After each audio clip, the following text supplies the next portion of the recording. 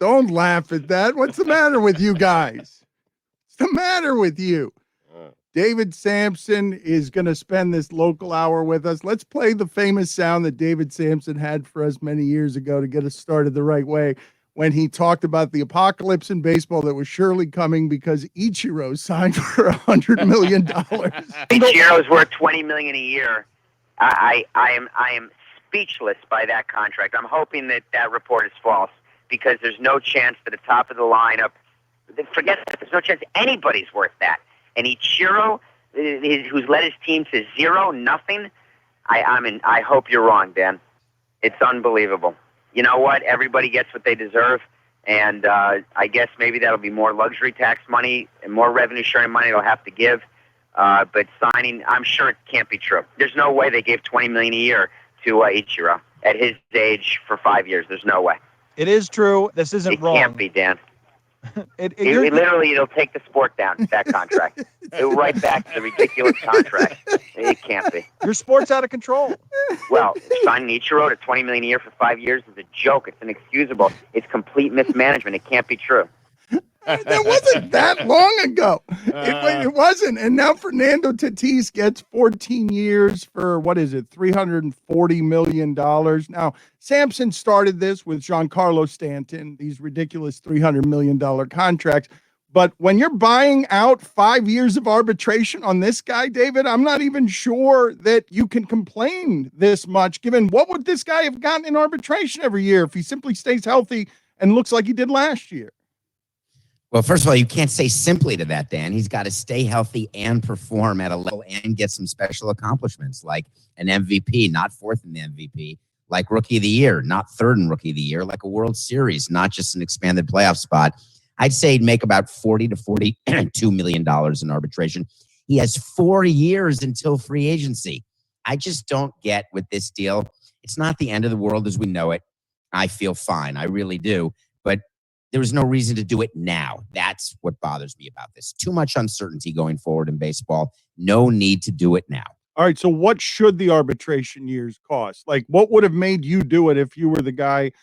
And you guys didn't do this stuff far out. You guys, in fact, famously avoided pretty well the long-term contract. Yeah, I like paying players for their current performance. And it gives us a better chance to have a player outperform his contract, which is what you have to do if you're the Padres. But the Padres do this kind of stuff all the time. They build up and then they tear down. They build up and then they tear down. Who would ever run a team that way? You'd have to be Meshuggah. Yeah, you are. But, David, what if they feel like Tatis is worth it? They're there. They see him every day. What if they feel like he's worth it? Maybe they're right here. He's played 143 games. Yeah. There's no way that they have the evaluation that he is Mookie Betts right now or that he is Mike Trout. There's no way they know that. They can feel it. They can think it. What happened is, and this is common, they got swept up in the euphoria of their offseason, bringing in Yu Darvish and Blake Snell, signing Machado a couple years ago to $300 million. All position players are $300 million, 2 of them on one team. You can't win that way. Billy, you just can't. Billy, why are you making faces? Because I agree with Samson. I didn't think that we'd come to this, but I agree with 140 games. He wasn't going to reach arbitration until 2022, I don't think. Why are you giving him $340 million already? You have no way of knowing if this is going to pay off.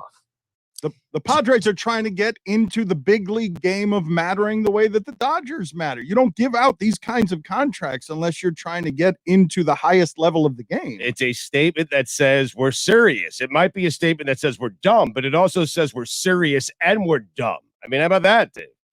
We are serious about being dumb. Yes. That's the statement. All right, let's play that sound again from David Samson, just so you guys have the proper context as he complains about this contract. $100 million for Ichiro. Ichiro's worth $20 million a year. I am speechless by that contract. I'm hoping that report is false because there's no chance that the top of the lineup, forget that, there's no chance anybody's worth that. And Ichiro, who's led his team to 0-0, I hope you're wrong, Dan. It's Do you have unbelievable. any idea how much time I spent talking to Ichiro when he was a Marlin about the interview with you? Do you have any idea? Well, you became very good friends with Ichiro, so go ahead and tell us how many times you guys would talk about the fact that he wasn't worth $100 million. That was his introduction to you. He would have had no idea who you were at that point. That's exactly correct. He had no idea who I was at that point. Someone played him the audio of that when I was in San Francisco doing that with you on your show back in the day. It's got to be 10 years ago, I would think. I don't know what year it was, but it feels like it was a long time ago. If 10 years ago is not that long, 10 years is not that long to go from an apocalyptic $100 million contract to an apocalyptic $340 million contract. Well, what Ichiro is actually talking to me about was the Stanton contract. When we gave $325 million to Stanton, he would say, "You complain about my 100, and you gave $325 to Stanton, and you won just as much as we did in Seattle." And so he would talk about the fact that he was deserving of it, and I got to know him. He didn't understand, because this is the little bit of culture that I didn't focus on.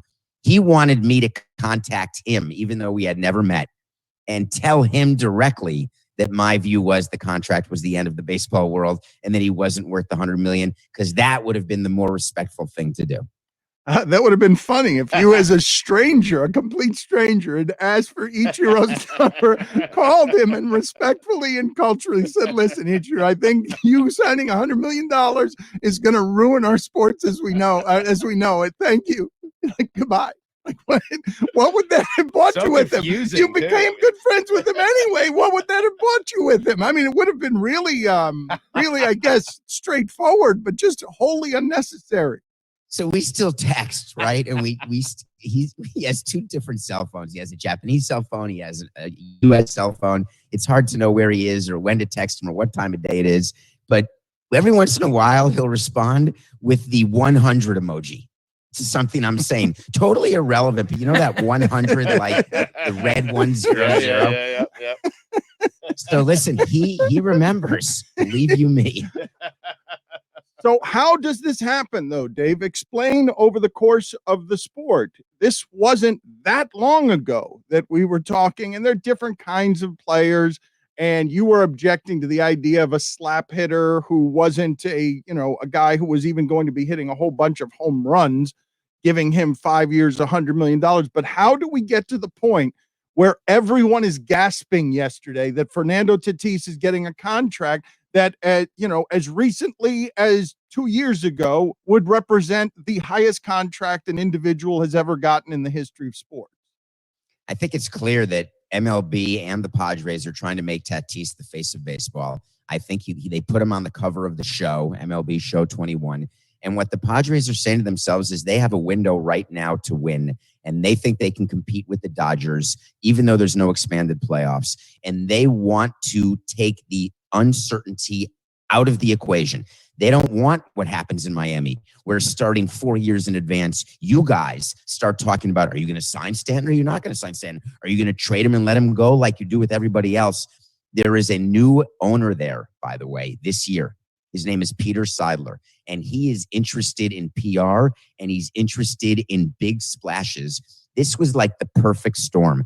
This is George Clooney heading right into the wave, assuming that it will crash around the boat and not on the boat. Splash. The concern that you should have about the Padres, if you're baseball or a Padres fan, is how do you actually have a payroll around Tatis and Machado? Because this is not basketball. He thinks if you put a big three together, Peter thinks that all of a sudden you can win, but it's not like that in baseball. Just look at the Los Angeles Angels with Mike Trout. How do you sustain a payroll high enough so you're paying Tatis and Machado and you still have pitching to win? It's just not going to happen. That's the problem. You are making an interesting argument on behalf of the perfect storm, because I hadn't considered that first part of it that you mentioned, the idea that baseball is starless, the idea that baseball has been moved beyond the other sports. It has been moved down in the order so that you don't care about baseball. Sports fan X doesn't care about baseball in a way that makes baseball players stars today. It's Trout, and then you're like the guys in New York, and that's how we're doing it. Maybe Kershaw. When you talk about this particular guy as face of the sport, I think that would be inspired after this particular year, because he represents youth, flamboyance, the things that baseball is almost literally dying to get because its demographic is almost literally dying. Remember, let the kids play. That was the expression that they tried to do. And he's perfect. He's the bat flipper. He's hitting grand slams on 3-0 pitches. but he's got a quality that the other players don't have. He wants it. He's willing to take the time to do commercials. He's willing to take the time to do photo shoots, to do signings, and not all players do that. Mike, do you have anything for Samson that's movie related? I know that you guys talked last week about framing Britney Spears. I ended up watching that, and I like that the New York Times is getting into the documentary business. I watched that last night, as a matter of fact, and we forget just how badly Justin Timberlake treated Britney Spears at the end. I mean, we do. All right, Stugotz, terrible job by Timberlake. You can get mad at Timberlake. He is apologized. A lot of people have gotten mad. He's apologized retroactively for that and Janet Jackson. Right.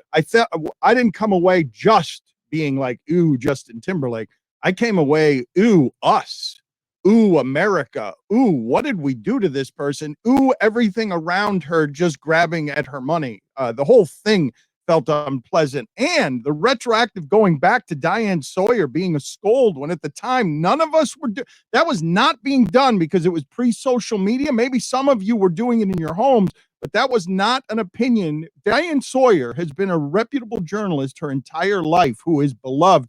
And in that interview, she scolded Britney Spears in a way that, felt not just parental, but also like she was sort of taking the side of men that she sort of brought on herself, the harming and the hurting of Justin Timberlake. I found that story to be profoundly sad. And the name of it, Framing Britney Spears, I feel like she was almost framed when you talk about the paparazzi forcing her because she's afraid to put her baby quickly in the front seat of her car, which she shouldn't be driving with a baby in the front seat of her car, obviously, but the paparazzi around her were so crazy. Does that even still exist today? Like that, pictures that are worth that much for magazines, that Britney Spears' life would be turned upside down because she simply couldn't go anywhere without 100 flash bulbs going off? It's a bit more covert now because anyone can be a paparazzi. The best example is Justin Bieber and Haley Baldwin, right? They are followed all the time, and there are pictures of them and videos of them. It reminded me of when Michael Jackson, do you remember when he held his child over the balcony? And that created, I don't know if you remember that. It was a couple of years, many years ago. It created a huge firestorm. The thing about the Britney Spears and all those interviews, remember back then, exploitation was really happening with children and trying to create child stars. But we forget how lonely it can be when that happens and how rare it is for a child star to grow up to be an adult star. That's not talked about by us very much anymore in the media or anywhere on social media because we just wring them out to dry. We use them, abuse them, and then let them go. And it used to be a bigger thing talking about all the kids from Different Strokes or all the kids from the Brady Bunch who just sort of lost their mind, or the Partridge Family. And that's just what happened to Britney Spears, except she's been successful until this last stretch where she canceled the second Vegas residency. David, I thought a couple of things here. I thought, how did she survive all of this?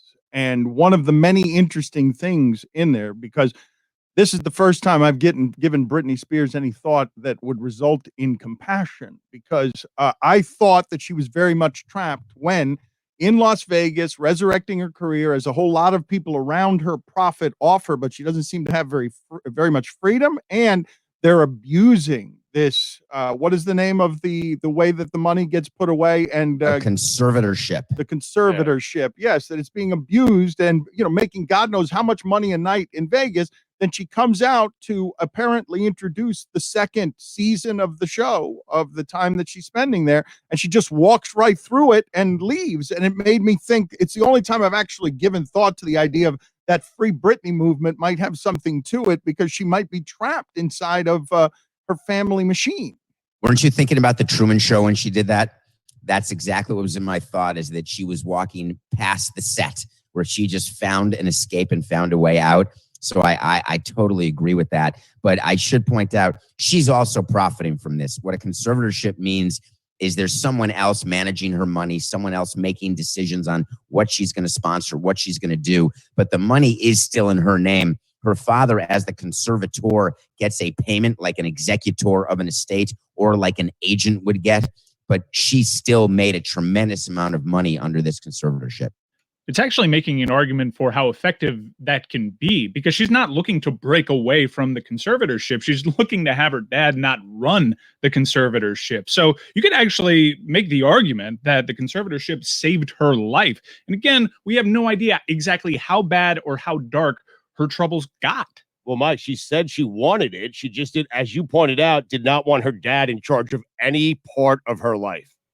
That's why Free Britney may be a bit misguided, because she herself isn't asking to totally be free. I hate putting that label on it, but she's not looking to be liberated from the conservatorship. She's just looking to be liberated from her dad. One of the interesting things, though, that I thought about the New York Times getting into the documentary business, because the New York Post is doing some of this as well. The New York Times has figured out, it's one of the very few newspapers that has figured out how to make money by continuing to get something for their work on the internet. They have figured out how to monetize it. And so the New York Times getting into the documentary business was interesting to me, but I don't believe for the Free Britney movement would even make it to the pages of the New York Times.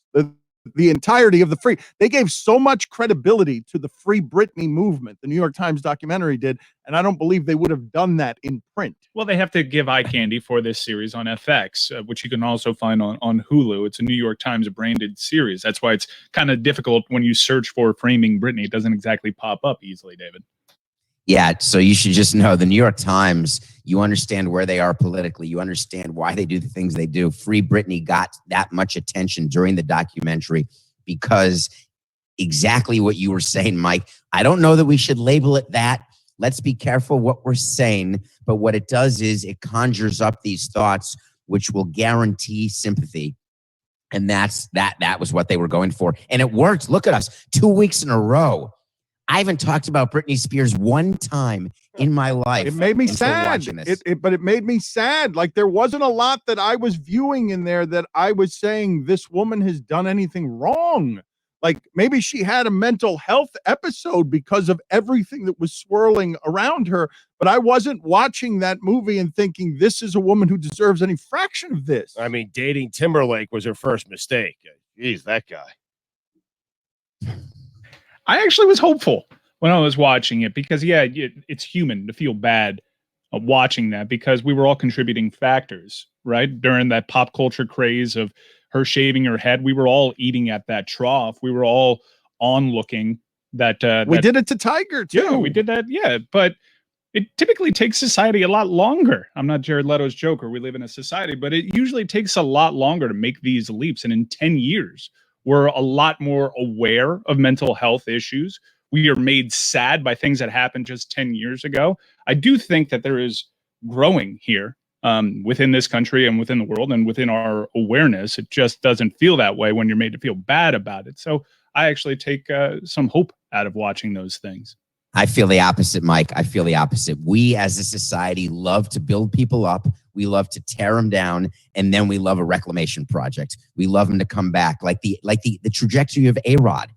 People love that, where someone is the greatest and then all of a sudden they're nothing and then they work their way back up. That's all we did to Britney. That's all we did to Tiger Woods when he won the Masters. How many of you were watching him win the Masters back in 2000, whenever it was, 19 or 18, celebrating it? You're the same people who were watching every moment of his Ambien-induced golf club crash that happened near his house. So we are the ones who are feeding the beast and we revel in it. And that's interesting to me, the human condition of why we love the misfortune of others. I don't know the answer to that. Stugotz, did you empty the Timberlake clip? Yeah, I did. Yeah, I'm good. Yeah. Because it felt like you didn't have It didn't much feel more. like it didn't feel like. Just Wait a minute. JT. I mean, Okay, listen, but- treated her No, terribly. but okay, I mean, you said that already. They did a whole video. Britney did nothing. I mean, really ruined her. I mean, he did. Mike, I love the idea that we caught a stray there because he had nothing. He just came back a second time with another Timberlake, and it was half-hearted.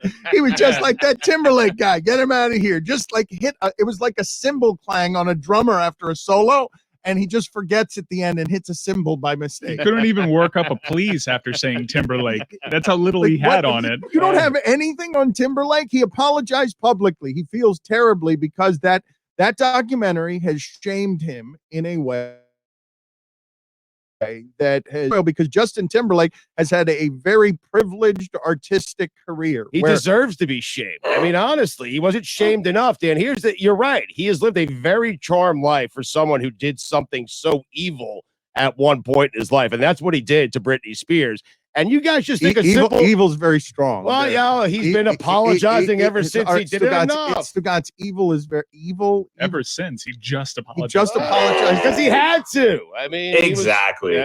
Does he actually feel bad, right, or was he shamed into an apology? Because if he actually felt guilt about what he did, it wouldn't have come this late publicly. 0-0. He also brought back the Janet Jackson Nipplegate episode in the just apology. To get out ahead of it. Exactly, because otherwise he'd have to do 2 statements. And he said to his PR guy, "Let's just rip off the Band-Aid, do one full big statement." I love it. I love the idea of him going to his publicist. Listen, I got this big moving thing called Parker on Amazon original programming. I'm a dad. I'm human. I'm trying to reshape my boy band lovable thing across the decades, that I'm really talented and can dance. I just need to knock these 2 things out. Hashtag me too. Go see Palmer. That's what you're saying? That's the cynicism you're applying to this? That's not cynicism. That's pragmatism. Is it? I know it's not Amazon. I know it's Apple. Is it Palmer or Parker? Because I think you said both. Is it that Jason Statham action movie? Well, which is it? Hold on a second. That was Parker. Hold Palmer. on. So is it Parker. Wait a minute. You've got to go to the library and find that Jason Statham action movie, because we believe David, and this is not David's kind of movie. We're always talking movies around here with David, and I suppose we'll get back to some baseball and sports stuff at some point. But I don't imagine that David Samson would have very much use for, and I don't think he's ever reviewed on this show, anything that feels like just a big, dumb action movie. Like, I don't think that is his genre. He goes to the theater to see film and to watch thespians work and the occasional comedy, but I don't feel, do I have this wrong? Have you ever reviewed an action movie around here? Yes, you do have it completely wrong. Okay, so like what? It's horror movies. I don't watch horror movies. No, I know you don't watch horror movies, but I can't think of an action movie that you've said, you know what, I really loved watching this. Regardless, we thought the Hitman's Bodyguard. The Hitman's Bodyguard. That was Salma Hayek. Do you remember that? I don't. Ryan Reynolds, Samuel Jackson. I may have the movie wrong, but I'm almost positive that's what it's called. That was an action movie. I think we may have reviewed it either on Nothing Personal or on this show. And I did watch Palmer, by the way, with Justin Timberlake. And it was so obvious to me, just to mention his name one more time. It was so obvious what he was doing with that long-winded apology, because he's trying to do this Amazon and movies straight to Amazon. Give me a break. Come on. Cry me a river. Okay. Cry me a river. What? 2 of them? Can you play the sound? This is Jason Statham and what we believe to be. Now, you don't have any visuals for this. You just need to listen to the pieces of this. We believe this to be the perfect action movie trailer. If you don't have video, it doesn't even matter. Take off your clothes. What? I have to know if you're wearing a while. People took something from me. I'm gonna put things right. So let them steal something. You steal it from them, and I get a small piece. It's not the size, it's how you use it. I'm trying to test it.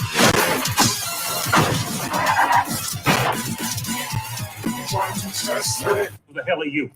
Parker. That gets me to the theater every time. A mountain of shit. That's a warden from Shawshank, right? You can just tell Was by it? Was it the warden? I can tell by the voice. That's the guy from Demolition Man. Caveman. Really? Let me hear it again. Let me see if I can hear the warden from Shawshank here in this Parker clip. Give me a second, Okay. please. 1 second. My apologies Yeah. for putting it on you. Parker. Yeah, that's warden. Who the hell are you? Parker. Who the hell are you? Parker. You guys get on Statham like he's a bad actor. Isn't he like a world-class diver or something? You think divers are like action stars? No. No, right? Do you think the biggest, baddest people in the world are divers? No, he's convinced you that he's this badass. And he's probably what, like 5'5" or 5'6"? He's a great actor. Yeah, but so is Liam Neeson. He's convinced us that he can solve, that he has a particular set of skills. Oh, but Liam Neeson's a big guy. He is. What does 5'5" have to do with it? What am I missing here? Statham is a champion diver of some sort. I was not aware of that. You haven't seen Yeah, the back YouTube when him and videos? Stugotz used to hang out. Do you remember my friend Brian Ramos called in? He went to the University of Miami. He holds you responsible for the Pell Grant incident, but he was an Olympic diver for the Puerto Rico team, and he hung out with Statham. And he reminded me that he and I went to a Rush concert together when we were kids. Me and Jason Statham. Liam Neeson's 6'4". Okay. Wow. Did you see what Scorsese had to say, Samson, this week? Because I found the conversation around him to be interesting. He, is protecting film, is protecting the art of film, and is objecting to the idea of movies or films being classified as content. And a lot of people are yelling at him about being an old man and being too discerning and being arty-farty. But he also is from a different time when that was something that mattered. And this is a difficult way to age. I see both sides on this one. I see a bunch of people looking at Scorsese and saying, shut up, old man. And I also say, hey, that old man kind of crafted something that was pretty special when it was an artful thing that wasn't just filed as content on TikTok or YouTube. What about the inventor of the computer when those computers took up an entire room, when you had a room for a system, and now the computer is the size of the phone? It's the same sort of concept. It's just progress. It's technological progress. And it's hard for Scorsese. He's a process guy. And right now they're just putting out content. Content has a pejorative meaning for Scorsese because to him, content does not equal quality. And I don't happen to agree because there's a lot of great quality. There's almost too much great quality out there right now. But he knows he's being left behind. But he'll embrace it because he's a movie maker.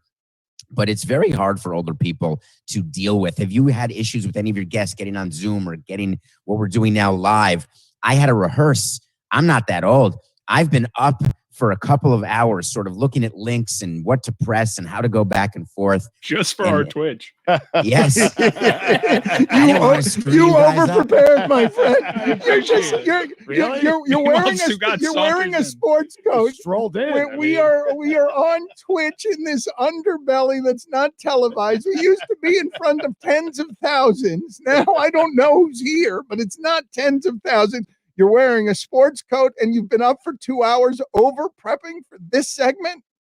Not for the segment, over prepping for the technological needs of making sure that I wasn't delaying you for the segment. Right. And after this, I'm taping Nothing Personal. So I'm dressed in my Nothing Personal garb. If it were just you guys, I may have just been in skivvies.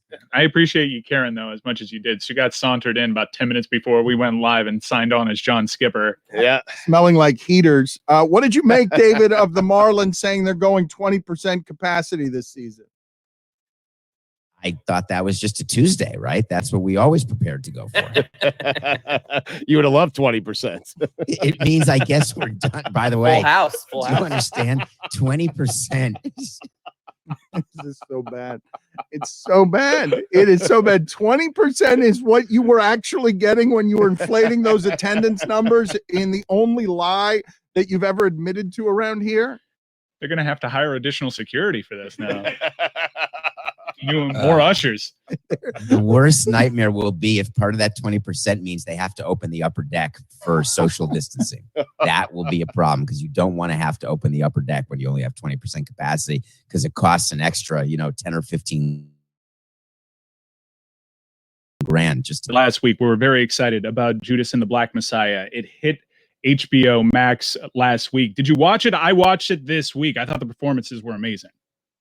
So I did watch it. I reviewed it on Nothing Personal, and I got quite a bit of pushback on what I said. And I ended up doing, for the first time in the show's history or in this show's history, I had to review the movie twice in a row because it's so, the third rail that we do, and when I do the 45 minutes unedited, I don't know if you guys edit. We're live right now. You don't. But that is a movie that is fraught with landmines if you don't describe it right. And I did not properly describe the Black Panthers. I sort of made it as though it was just about killing and just about being radical. And I did not properly explain to people that I was talking about the movie and talking about Black Panthers.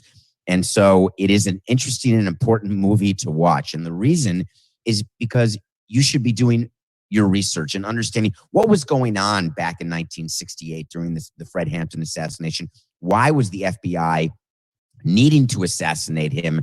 Why the Black Panthers were born? Because Martin Luther King, he was a pacifist. This is what people talk to me about and what I got to learn more about. And now we're getting quite serious. But Martin Luther King was not exactly uniting all Black people. There were many who did not agree with his plan of action. And the Black Panthers were armed. They were scary to many people. And the FBI was most worried that Fred Hampton of the Chicago chapter was getting white people, Hispanic people, and Black people all to combine to take down the man. So they infiltrated the Black Panthers and then had him assassinated. And by the way, no spoiler alerts, but the guy who was the informant, it does not necessarily end well by any stretch. It's just a sorry part of our history, all of it. And I'm not so sure it's all done now. The actors will be getting some nominations. You got to figure Kaluuya, Stanfield, Fishback, they all performed very well. The movie did run a bit slow. Is Jesse Plemons becoming typecast as like a racist cop? Is that sort of what his career is going to become after Breaking Bad? I don't know. I was really distracted while you were talking about the Black Panthers. Chris Cody was either dabbing or smelling his own armpit. Yeah, what are you doing? I was really in this because Chris Cody hasn't said anything on the show, but now he comes in 30 minutes in, and you distracted all of us because we thought you were dabbing. And while Samson was talking about the Black Panthers, there was some dangerous subject matter, and you, Opie and Thick, wearing a shirt with your name on it, becoming your dad a little more every day. You not only dabbed once or twice, you dabbed like 7 times. What the bleep were you doing, Chris, other than getting in the way of the show? That's on me. Now, one thing I've learned about Twitch is that you're supposed to engage with the audience, and that's what I was doing. I'm watching. You gotta be kidding me! People are telling me to dab, so I thought I'd dab. I didn't dawn on me. How about you listen to the show? Who else would be on, by the way? Honest to God, so wait a minute. You know what? Right now, I am making an order. I don't want to hear from you one more time on the show. However, I want you to spend the remainder of Twitch just doing a performance based on whatever it is that's skidding past you in that comment section, okay? I don't want to hear from you. I don't want to go to you on anything. Just sit over there and just the entire show, just do things, and maybe very inappropriately we'll go viral with something today. Maybe I'll get in trouble for something, and you'll be in the background rubbing your nipples like the Cajun fan in Waterboy or something because it's been requested. So you just do that. I can't believe that in the middle of that subject matter, you decided to dab of all things. You can't believe that. I mean, I can't. Really, Dan? I don't even think that the gallery view was being shown. We were on a one shot of Samson. All you did was distract us. I started That's why sweating. I did it multiple times because I Chris. realized I wasn't getting caught on the Zoom. Oh, so I had good. to wait for the. Great, yeah. So you wanted to make sure that you were dabbing inappropriately Chris, during the Black Panther You discussion. were the last drop in a bucket at ESPN. I'm engaging with Listen the to Twitch me. audience. Chris, Okay, do you guys not are behind- argue with me right now, Chris. I want to. Audience. Chris. Boom. engage in it. You are your slothy father. You are morphing into your slothy father right before our eyes. I don't want to hear from you again. So just just mute your mic. I want to spend the rest of the Twitch not hearing from you today. I want, for those of you who are new to the gathering here, I want you guys to understand, if you don't know us or don't know anything about us, just a brief history. We left the worldwide leader in sports because that guy got let go. All right? On merit. That guy got let go and probably should have been. Yeah. Why? Because you just saw it. Probably should have been, honestly. And we all jumped off a cliff together and we left the biggest platform in sports. We're all now unemployed. Yeah. All of us are working for free on this television thing that's not a television thing in the future. Except for Chris. except for Chris Cody, who's still somehow getting his severance. I don't know how that's happening. And now I hired him as my personal assistant. Look at him. How do you think that would have gone if I had made a simple request of my personal assistant? He did nothing as my personal assistant, not a single thing other than get in the way of the show here. And now he's going to spend the rest of the show doing that. Mike, if you want to, you should compliment him, by the way, because it is rare to understand that you are morphing into your father and to embrace it. Thank you, David. Shut up. So as the show continues to age, because David Samson was talking about the difficulties with Zoom, how old am I going to make the group feel when I tell them that on Twitter, Jimmy Fox has pointed out that the entire cast of Saved by the Bell is now older than Mr. Belding was in the original? Does that make you feel ancient? Yeah, gut punch. Yes, it does. Obviously, Screech passed away a couple of weeks ago, and that made everyone kind of feel their own mortality a little bit. Yeah, we're getting old, man. Mr. Belding, older than Mr. Belding. Put it on the poll, please, Guillermo, at Lebatard Show. Does it make you feel old that the entire cast of Saved by the Bell is older than Mr. Belding was in the original? Don't we have a great Mr. Belding impression in this Zoom room right now? Someone does a great limited fake Mr. Belding. Let me see who.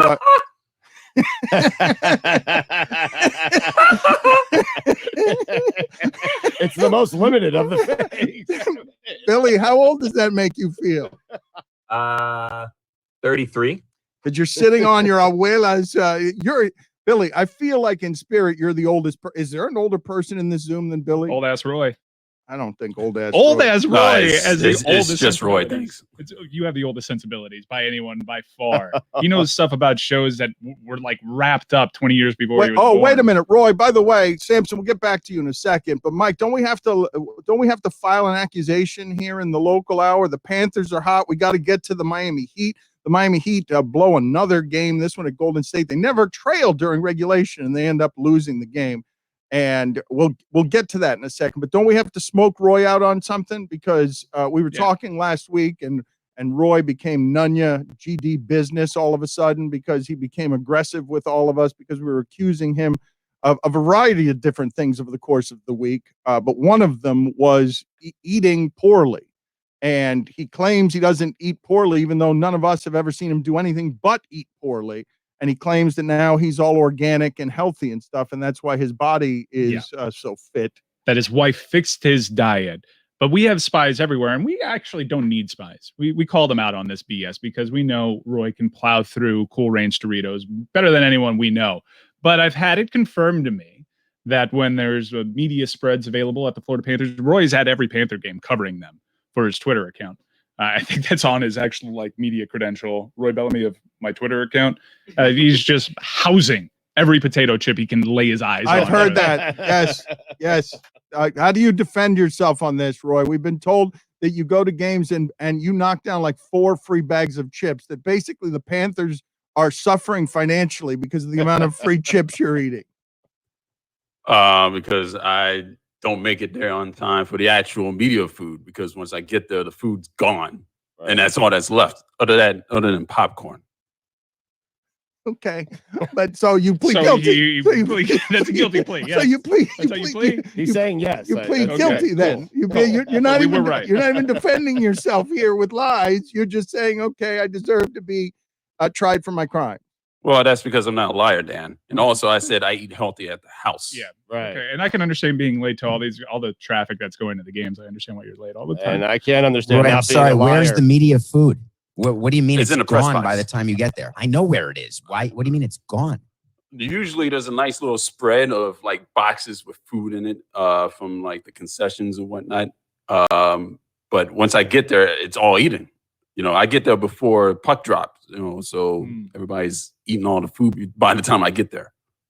So the Panthers have made it so if you're there for the puck drop of which period? The first period? The first period, yes. That there's no media food except for the extra bags of potato chips and popcorn. Is this what your supposition is right now? Yes, it is, David. All right, okay. All right. Let's examine all of this, please. What is happening? Because I believe I saw Mike mouthing away from the camera. It's so weird, and I don't know who he was talking about. I'm going to assume it's Roy.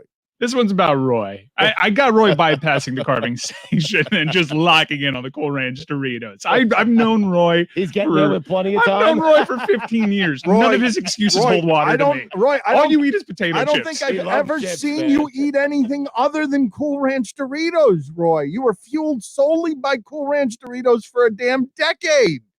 Yes, and I'm telling you, the prepackaged meals in the press box, and it's eaten by the time I get there.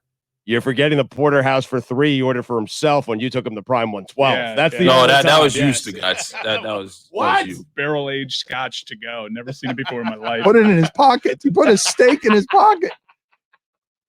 Is it possible there's no prepackaged meals and you don't see them because they don't exist, but you assume they're gone once you get there?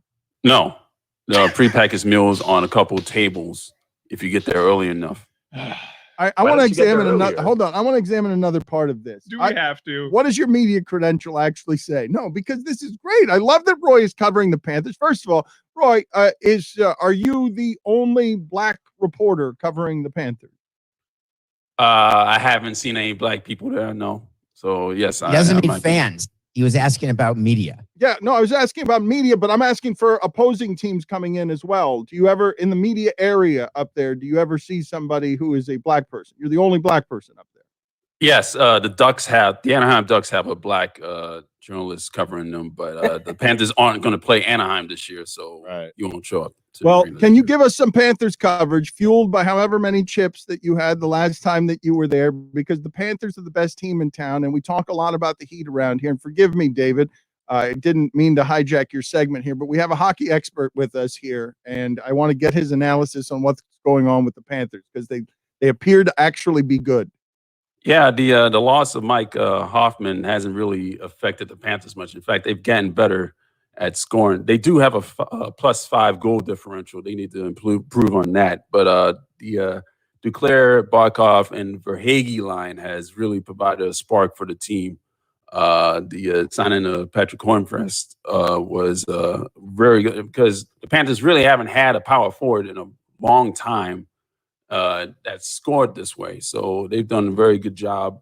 They need a little bit more scoring depth, and they do need to shore up some of their defense, but they've done a good job this year, and it's really surprising. This is the best start in franchise history through 14 games, so they've done just an excellent job this year. What are you laughing about, Samson?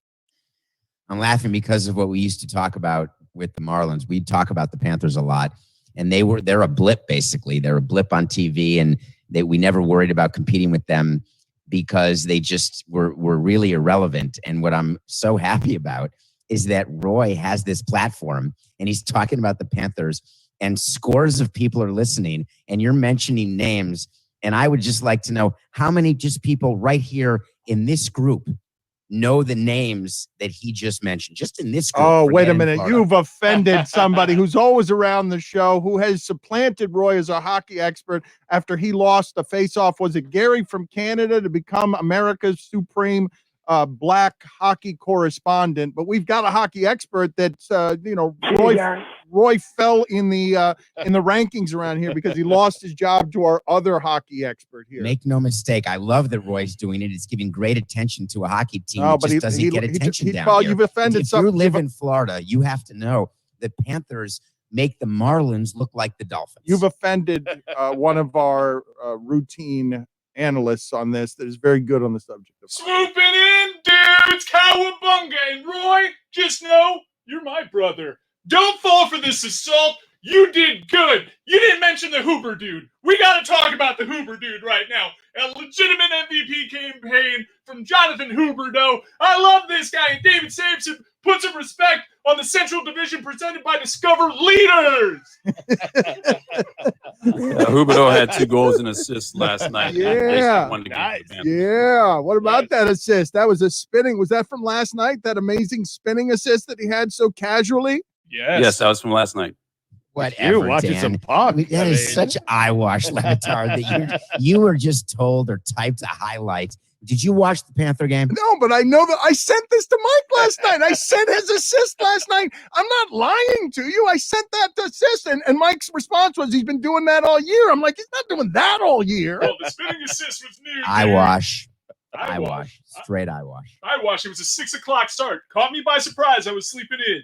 Cowabunga, dude. But we win 4-3 in overtime. Drieger, we got a goaltender controversy over here in Florida. I'm just saying, Coach Q's got the cats purring. Samson. The worldwide leader in sports, right here. We'll talk to you next week, Samson. He was offensive, Roy, offensive to the Panthers just because they're a blip on the screen. Offensive. The best team in town right now. Best team in town. Best team in North America, dude. That's right, and the best chips in town too. Baugh's passing here because he was, for better or for worse, a radio icon, really across an era of doing some pretty despicable things that foretold the future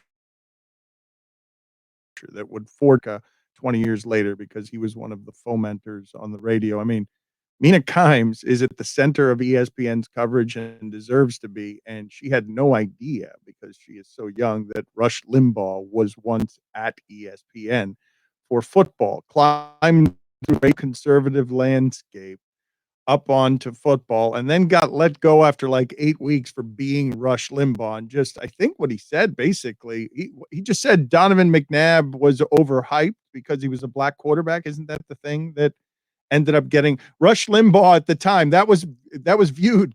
Think about where we are now. That was, go back. Maybe I've got this wrong, Stugotz. Maybe I don't have the details right, but all he was Rush Limbaugh. And so he dies yesterday. And this was a man who mocked the ill, whether it be AIDS or Michael J. Fox, who just fomented the divisions in this country in a way that were unacceptable. And so I get no joy from any person's passing or suffering, but I think it was Mark Twain who said that you are allowed to wish no man ill, but get some pleasure from reading the obituary, because his legacy will be a radio icon who foretold the future of what America's divisions were by instigating them, by rabble-rousing on the radio in a way that spoke to a certain segment of the population and led to his rise within a political party and then birthed that grotesqueness that we've had for the last 4 years. A lot of people quote Mark Twain with that, and also the coldest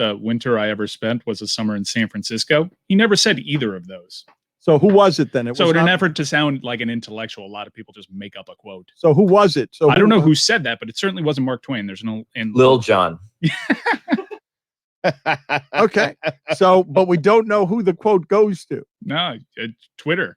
Okay. Or just do the Michael Scott thing. You miss 100% of the shots. You don't take Wayne Gretzky, Michael Scott. But it's not Twain. So it's not Mark Twain. Okay. Fair enough. So we do have, though, in terms of not wishing anyone ill. What's happening? Oh, guys. What is happening? You know what that music means, don't you? What it means is Mike's been annoying me all morning, okay? Wandering around here. We've got a new segment. Tell the people about a new segment. You got to tell the people that we've got a new segment. So you don't know what that music means. Oh, guys, this is exciting. We have created a brand new segment. Mike, now, I was headed somewhere. It's totally different. I was headed toward the Tommy Lasorda sound of him. Look. Typically, whenever you would bring up Rush Limbaugh and we were at ESPN, I'd have to run and hit the magic creative content to distract you from talking about something that could be perceived as political. But now that we're pirates, you can talk about whatever you want. So I need a new device. Magic creative content didn't make the trip over with us. So in a totally new... They kept the magic creative content? Yeah, it was theirs. Norby kept it? Totally new. Nothing like the magic creative content. I'd like to introduce to you and the viewing audience on Twitch the whimsical vessel of vocables. The what? The whimsical vessel of vocables. Totally different, totally new segment. And Stugotz, if you could reach down right by your desk at the base of it, you will find the whimsical vessel of vocables. Well, yeah. Reach down there. But Lasorda. So we lost the magic creative content. I wanted to head to that Lasorda sound. I was headed somewhere. Yeah, you'll have time. I was tying it to sports. Whimsical vessel evocable. I think I found it. That's it. Wow. A Pringles can. Look, man, we don't have a budget. We're hemorrhaging already to do Once this. you switch. pop, you can't stop. We're hemorrhaging. It was a rough day on the market yesterday, Dano. All right, so pop the top, Stugotz, Hold and on see a what the second. whimsical Hold on. vessel Just before evocables. you get to the whimsical What is going on? yeah, just hold on. Just a Wait, you second. can't say it, huh? I have to respect this. Yes, you I have have to respect. this the way Those that I are respect. rules. It's the new crate. All right, Dan. what are the rules? No, explain to me the rules of the new crate because we didn't keep the intellectual property of the magic crate of content. It's not. This isn't a crate. This is totally different. This is a vessel. Okay, but do I have to respect it? Are the rules that this? He knows the rules. Mike, don't play this game. He I'm knows not. the Yeah, rules. I'm not playing your little game where you're like, we have a whole bunch of new audience and we have to introduce. What are the rules? He knows them. You know. He knows them. Knows the rules. Where this can come from? I mean, Chris Whittingham's house. So at the height of washed, I mean, I'm gonna entertainment, stick my hand and Texting him, hey, do you got a whimsical vessel of any you're kind? worried about the Rona. Of course I am. I'm always worried about it. Who's not worried about it? Pringles can. Just pop the top. I'm praying the topics are written on Pringles. All right, let's see. Open it up, Stugotz. All Let's see. What's this thing called? The whimsical vessel evocable. Say it. Say it with me. Whimsical vessel evocables. Whimsical vessel. Why I can't do it. Whimsical vessel of.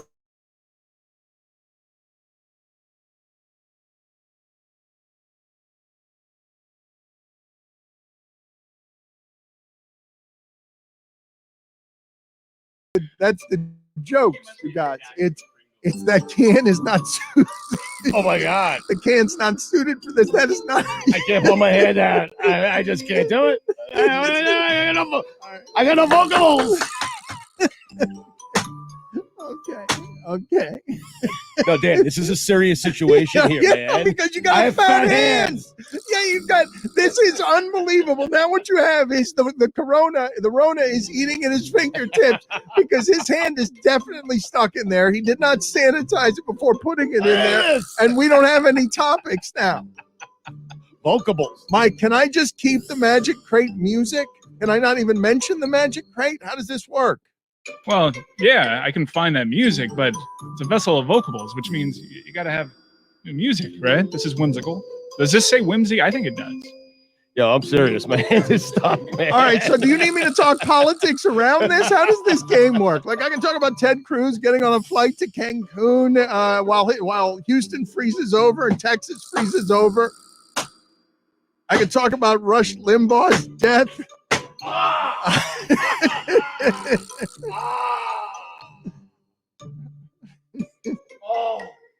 Did you get a topic though? I got a vocable.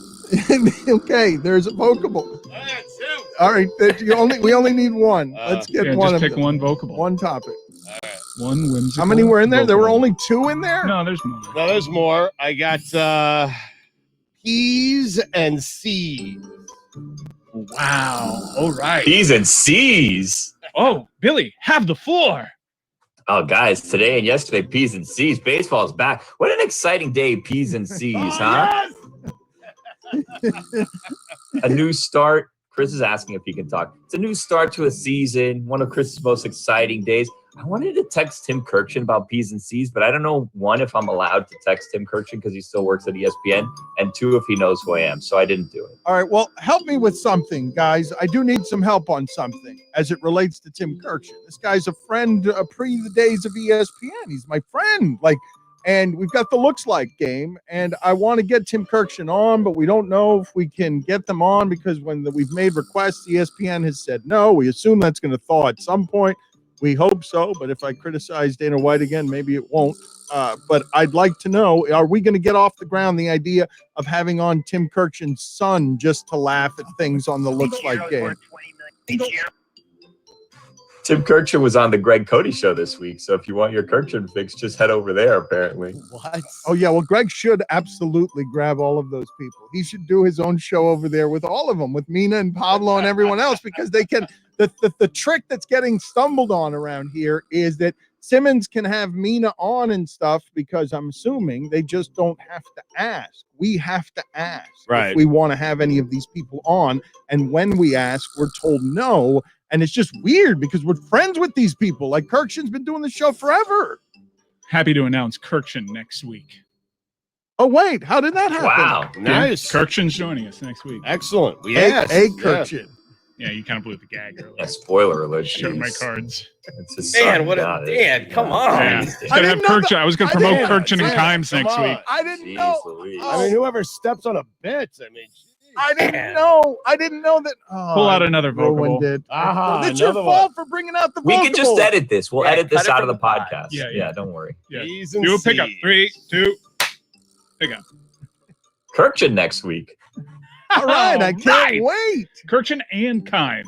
How about that? Whoa, both of them. Not All together, right. but both of them. Both of them next Wow. week. Very exciting. You got another vocable? Yeah, my hand's stuck. His whole hand is stuck. He is now stuck up to the wrist.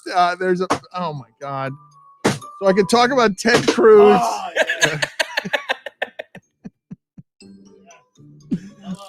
I could also talk about something in Lady in the Dale, a shocking plot twist at the end of Lady in the Dale on HBO, an excellent documentary. HBO is making a lot of good stuff. Impulse buys. Wow. Oh man, impulse buys. Does anybody have Exciting. anything on impulse buys? I love a good impulse buy. You know, it's actually a thing. Do you guys know this? Have you guys worked in retail? I don't think any of you have worked in retail. You know, impulse buys is a thing. So like when I worked in retail, they had things called impulse towers right by the register where they would just have little trinkets. And the point of it was just to have you see it and be like, I need this while I'm waiting in this long line. So the line would be long. They'd have these impulse towers with little things to get. I had a 3 a.m. impulse buy the other day. It was a back brace. It was for my back almost. I had an impulse buy. It was 885 shares of Nokia. Oh, same. Ooh. I had an impulse buy last week. I pre-ordered MLB The Show 21 for Xbox One. It's nice. Impulse buys are now Instagram targeted ads. I Googled in my home. I made the mistake of Googling for a new iPhone case, and now all my Instagram ads are iPhone cases. Big Brother's always watching, Dan. What's the last impulse buy you had other than food? This is where I'm being helped by aging. The aging process allows me not to get caught up in your shenanigans because I'm not about immediately buying much of anything on the internet. I'm not about getting tricked by trinkets at a gas station. Oh my God. Have you shopped at Amazon, man? It is so much fun. It really is. I had the worst impulse buy situation happening to me right now. On a whim, as I was moving into my home in July, I impulse bought an air hockey table. It still hasn't come in. It still hasn't come in because of all sorts of shipping delays with the pandemic. So who gets an impulse buy like half a year after you ordered it? This sucker. Listen, the purchasing of games like that is a very dangerous game in itself. It is. You're going to spend a lot of money on air hockey, and you'll find a year from now you'll never play air hockey. He's so right again. about this. Put this on the poll, Guillermo. Is the buying of games like air hockey playing a dangerous game? Yes or no? I did it with a ping pong table. Who do you play that with, though, at this point? Like, do you just tell your wife, like, hey, want to play air hockey tonight? Because your daughter's not old enough to play air hockey yet. Yeah, and I can't really have people over the house. You should be happy it hasn't gotten here yet. Yeah. I mean, paid though. Yeah, the payment wasn't delayed. All right, Dan, you were saying about Ted Cruz? Before I get back to that, Billy, we just glossed over something with you. The 3 a.m. What were you doing at 3? What was happening at 3 a.m. that made you have an impulse? I couldn't sleep. My back was hurting so much, and it was 3 a.m. And I said, you know what? I need to resolve this issue. I need to get a back brace and one with copper in it. But we've gone down the whole copper path before. Yes. We don't need to do that again. But yeah, 3 a.m. impulse buy, back brace. Have you tried the copper, Dan? Have you tried it? It's amazing. I'm going to be dressed head to toe in copper at one point. I'm telling you. Like, I can't believe you've never bought something with an impulse, Dan. That seems impossible. Bought something with an impulse. I can't honestly remember just buying. Like, what do you other than food, as Mike tried to sneak in under the bell there, what would you have me buying as an in? I imagine your house was an impulse buy. You bought a boat at one point, didn't you? No, a friend of mine had That's a boat. a dangerous game, by the way. Yeah, the buying of a boat is a dangerous game. Yes. Solid debut for the whimsical vessel of vocables. Was it? Yeah. Did you guys like? I liked what Tom Brady did on Instagram. He has earned it. Correct? Did you see what he did? Where he's just putting up "I love talk radio" and then just playing clips of us being wrong. And I skated there. I'm glad to have skated because I said recently my harshest criticism of Tom Brady, Stugotz, wasn't about saying that he was done many years ago because I wasn't particularly harsh in that regard. But I did say before this last year that he would regret leaving the Patriots for the rest of his life. I did say that. And Felt like an impulse leave, huh? Someone send that to Brady. I mean, did you guys saw what he did on Instagram though? He's feeling himself and you can't even blame him. There's no way to hate. Like there's still all of these little ways to hate LeBron. Like even our Twitter account, Juju sent out LeBron's thing, right? Where you've seen the only two guys in the league that can pull up from the logo, I think it's just Lillard and Curry. I don't think there's a third. Maybe it's Trae Young. Is he doing some of that? But the range these guys have now is totally absurd. And LeBron tried to do it the other day and he airballed, but his range is crazy. His game is going to age wonderfully because he's now taking 7 threes a game and he's making 40% of them. And he's just increased the range of what he's able to do ridiculously. Never takes a night off. It's just absurd. Well, this is what I wanted to talk to you about those Stugotz, because if you're watching the Miami Heat and caring about the Miami Heat as this show does, they lose again against the Warriors last night, and they've blown some of these big leads. They've had these games. They never trailed in this one, and the games are starting to feel kind of more important than they probably should just because they're so low in the standings. It's a shorter season, and you don't actually want to get into the playoffs and get knocked out because you're a 7. Like they want to get into the place where they can, be at home and get into the second round before you're facing Giannis. But one of the things that is in play now is that the Miami Heat and the Dallas Mavericks, more than any team in the league, have been hit or undercut by not being able to start their players, start their normal lineup. That Utah, we were talking about Utah yesterday, they're 23-5 because they've been remarkably healthy. They've just had their starting lineup in every game and nobody's getting hurt. Nobody's out for the Rona. 24-5. They beat the Clippers last night. Okay. Yeah. They're playing great. But the thing that I wanted to ask you, as you mentioned that LeBron never gets hurt, indestructible, the body of our time in sports, really, in terms of science and human perfection, the fact that he could still at 36 be doing those things bigger, stronger, faster, because he's basically the body of Dwight Howard. And you see how Dwight Howard plays and you see how LeBron James plays. The evolution of the sport has him being, you could make an argument he's the biggest, strongest, fastest ever. Yeah. At all of it. Mm-hmm. And he airballs it from near the logo. And we have something that we can laugh at. Brady's not giving us any room to laugh at anything. I mean, he did. Then he took it back. Well, he forgot. He had the pick 6 in New England, and we thought that was the end of his career, and it wasn't. It's not just that, though. He also seemed to forget how many downs there were in a game against Chicago, and that looked like the end. And then from right there, never mind. And now somebody was saying, I don't know who was saying, that he could play for another 5 years. A teammate of some sort was saying this, but he's taking a victory lap on social media and should. He should take that victory lap. I'm enjoying this Tom Brady as opposed to the Patriots Tom Brady, perhaps because he's out of my division as a Jet fan, but he's just having fun. Like we're seeing a different side of Tom Brady where he's letting loose. He's not really caring what management says, what his head coach is going to say, what anyone's going to say. He's throwing Super Bowl trophies. I mean, you saw the daughter of the Lombardi trophy maker. You must have something for her. She says she hasn't slept in 2 nights because of how disrespectful all of that was. And she's very hurt that he would blaspheme against the Lombardi trophy. And I felt like everyone turned on her. Oh, let the drunk champion throw a trophy around, sister. I feel like that somehow, how did Tom Brady become the lovable underdog in that story? Because I feel like everyone turned on this poor daughter of the Lombardi trophy who doesn't want her dad's name thrown over the sea. I mean, it is ridiculous that you would spend time getting that upset over Tom Brady, who owns 7 of your dad's trophies, by the way, that she would be upset that he would throw it to or throw it to another boat. I mean, that's what you're spending your time doing? That's what the Grows are doing? They're worried about the Vince Lombardi trophy? It's absurd. Like, get over yourself and figure out something more important to be concerned about than Tom Brady and your trophy. Please. If you think she's mad now, wait till they rename it after Tom Brady. They should. I mean, first, we're the one who has won the most, Dan. Who should have their name on the trophy? I think the Vince Lombardi trophy should change its name to the Tom Brady trophy. All right, put it on the poll, Guillermo, at Lebatard Show. Should the Vince Lombardi trophy offer to change its name to the Tom Brady trophy? Lombardi would never throw that trophy. The Lombardi. Mike, play the Lasorda.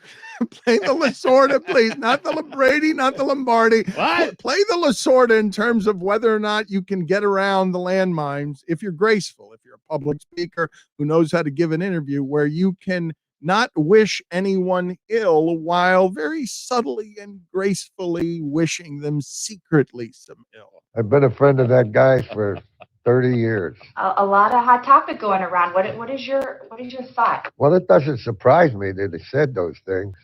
That doesn't surprise me. And he shouldn't have said it.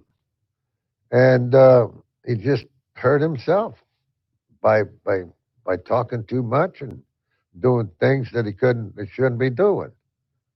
And I'll tell you, I don't wish that girl any bad luck, but I hope she gets hit with a car.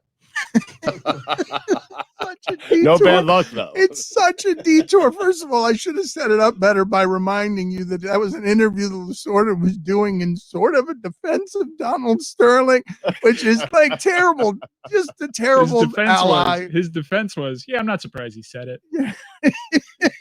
All right. You shouldn't have, though. You know what? But I'm not Hold surprised. on. Let me set this up just a little better so that people can have the full context Take of the two. clip. Yes, Okay. yes. We'll start over. 3, 2, 1. Not doing this live, no problem. So Tommy Lasorda was a hugely famous man across sports at a different time when baseball mattered in America and was still the national pastime.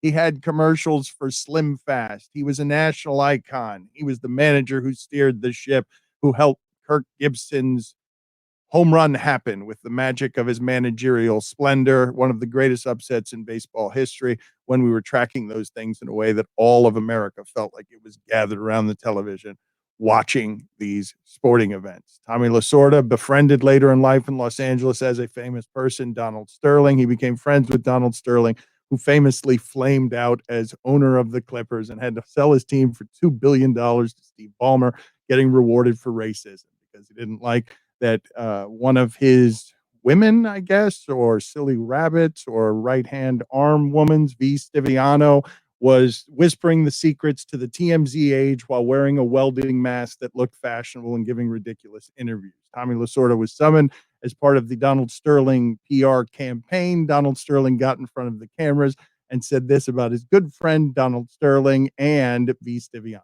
I've been a friend of that guy for 30 years. A lot of hot topic going around. What is your thought? Well, it doesn't surprise me that he said those things. That doesn't surprise me. And he shouldn't have said it. And he just hurt himself by talking too much and doing things that he shouldn't be doing. And I'll tell you, I don't wish that girl any bad luck, but I hope she gets hit with a car.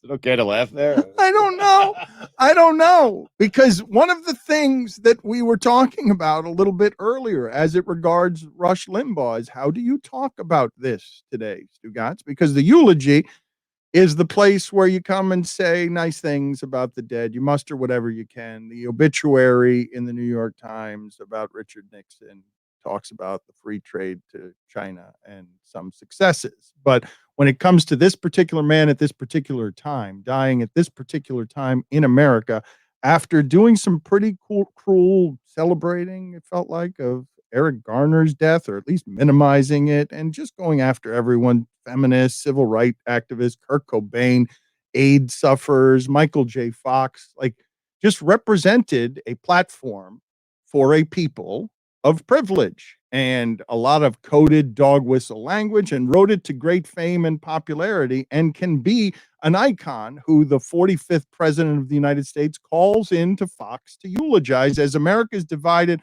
where you're watching television and you're like, if you watch Fox News and you're from one side, you're like, how can they just this consistently lie again and again And again, how can they just lie to their audiences this way?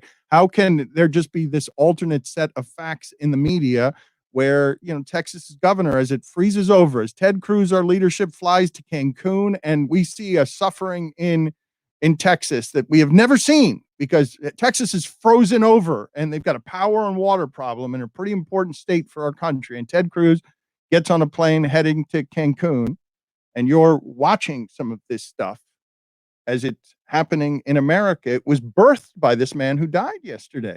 He was at the forefront of it. Trump is calling in to these shows at Trump. Now, I've got my own set of problems, Stugotz, with the ideas that the corporations have now silenced Trump. Like, I'm happy to have boring government, but I've got my own set of issues with the idea that his tongue has been cut out and now he doesn't have anywhere to spew what I view as dangerous language. But when the leadership in this country can't have the courage, Ted Cruz, who just got on a flight to Cancun, was saying, Stugotz, before the impeachment trials even got going, hey, doesn't matter what's said here. This is all just words and empty. The Republican Party is going to do what it did, which is show you just great cowardice and not doing anything more to the power of their brand. They accrued all the power they could from this particular creature, and then afterward made the speeches of condemnation that now make Trump turn on McConnell in a way that, like, you're like, what is this? What is all of it? And this was all birthed at the centerpiece by the media monster who was sort of Trumpy before Trumpy on the radio. But he wasn't the president. He was a radio. No, but he could have run for office, Stugotz. He could have run for office, and he could have run on this platform, and he was feeding the size of this audience that is now turned into the division in this country where people are consuming an alternate set of facts, of an alternate set of realities, depending on whatever news source it is. And this, while that Rupert Murdoch slinks away from Donald Trump after birthing all of this, like, is this not all the spawn of Rush Limbaugh? Everything that you have happening in the media in 2020 in the divisions of this country. Oh my God. A second time? There isn't a set number of times you go to the whimsical vessel of Vogables. Amazing. Like the Magic Crate, but this doesn't totally feel the different. same. This feels like a cheapened version of our show. Different. I was just about to get going on your topic too. Fortunate. I like to rummage. You can't rummage. Your hand is so fat again. It's stuck again. Your hand is stuck again. Okay. All right. You have to do that every time now. This doesn't feel the same. This just doesn't feel the same as it used to. We've got to figure something out. Because it's totally different, Dan. I got a card. Overrated. One of my favorite cards. So wait a minute. Is this going to be just something that you play now where I'm just yammering? It's a whimsical vessel of Vogables. Never know. Pringles chips overrated. Wow. Why are you talking? That's how he comes back. Oh, I mean, come on. We could have gotten them as a sponsor. Get out of here. Chris, that's how you come back into the radio show? Stugotz has been negotiating with Pringles. That's why that can is here. JJ Watt, overrated. How about that? How can you say that Pringles are overrated when everyone has eaten half a can by mistake? Put it on the poll, Guillermo, please, at Batard Show. Are Pringles overrated? This feels a bit blasphemous here. Documentaries overrated. Don't get me started on Pro Football Focus. Overrated. PFF is what I call it. PFF. Pressures. Documentaries are overrated? Documentaries are awesome. Nah, lie to me. Entertain me, okay? I don't need to know your version of the truth. Documentaries. Guillermo, put it on the poll. Are documentaries overrated? I need to circle back around to your dismissal. I'm liking everything about your dismissal, except for the fact that we're in a cramped room that is enclosed and you're not wearing your mask. Did it get on you? Well, while you put the hand sanitizer on, you made the sound, and I just appreciate if you opened a door or something, because under the new business empire that we're creating, we don't really have any supervision. So I don't know what sort of protocols we're supposed to be following, but I'm pretty sure you spitting funny though it may be, is not so funny that I'm willing to risk my health over it. That's what it's called. I mean, no, I like take issue with them. They named it. Yes, PFF is wonderful. I want it to be a rejoin. You dismissing PFF because of how well they ranked JJ Watt. Do you still have some JJ Watt remnants in your arsenal that you didn't display the other day? Because Mike, he comes in here today and he tells me I played the JJ Watt take for Abby. And I'm like, really? And I'm like, did she find it funny? And he said she was howling at how gross her husband is. That's a true story. I do have a little bit more. You were duped, and I'm disappointed that you fell for it again, Dan Le Batard. You keep falling for this J.J. Watt character. You want to know what happened? For a second there, the Texans weren't about J.J. Watt. They were about Deshaun Watson, and he didn't like that J.J. Watt. So you know what he did? He asked for his release. He made that stupid video. He paid to give a bunch of stats that no one cares about, and you, Dan Le Batard, fell for it, and I'm disappointed. When are you going to start listening to me and stop falling for the J.J. Watt gag, okay? When you eject on words, I like to imagine a vaudevillian cane just pulling you away from it. That's how I imagine it, too. That's how like. I imagine it. Because we're something that only exists in your head, that is how I want the audience to imagine it. With this music behind them, this music, and Stugotz is in the middle of a thought, and he just ejects in the middle of a word in the middle of a thought, and it's just a big cane coming into the studio and yang. Disappoint. Oh, I do it. So Tim Tebow retires yesterday. An era of sports is done, Stugotz. A worshipful. Speaking of overrated. Time in sports when we celebrated one man across a decade for being a winner. Tim Tebow, what is in our file, Mike? What is the library that we can empty on the Tim Tebow file? Because he is retired from baseball, Stugotz. I'm guessing this is the end that we have seen of him as an athlete and as a religious figure, because he was that in this country. And you saw actually how different his virginity was treated from how Britney Spears' virginity was treated in framing Britney Spears, because Tim Tebow he was a holy figure, right? Where you're talking about somebody who became a part of a religious movement. Tim Tebow dominating sports as winner guy with the buzz cut from a different time. Yeah. Are you talking in terms of just we believe Tim Tebow, we did not believe Britney Spears? Is that kind of... No, I'm just talking about the reception in terms of what his sexuality was, where she was slut-shamed for her virginity, and he was viewed as a noble religious hero or a fool, but he was not shamed for his sex habit. He wasn't asked about it constantly at every turn. And don't give me Britney dressed sexy. She was asking for it when there are plenty of shirtless photos of Tim Tebow running in the rain. Who can forget when he was your quarterback savior for a brief period in time there in New York, Stugotz? He was beautiful. Let's play that sound where Mark Sanchez has had the butt fumble. They're down 35-7 at the half. They're running to the tunnel because the Jets season has fallen apart. The Jets haven't been anything since this, right? They have not gotten up from the butt fumble, correct? The Jets season is always falling apart. But I'm saying the Jets have not, from this was the highest point was Mark Sanchez, couple of AFC championship games. Oh, yes. It was Rex Ryan was a genius because he was not a swaggering fool. With a foot fetish. 40 years a Jet fan, that was the highest point for me. Back-to-back AFC championship games. Thought I had the young quarterback. Thought I had the great head coach. Thought I had it all. You did win the offseason one time with Le'Veon Bell. Well, no, that was after that. But hold on. Let's go back to the beginning on this, because if you've been listening for a long time, you know that Stugotz was a different human being, so crazed.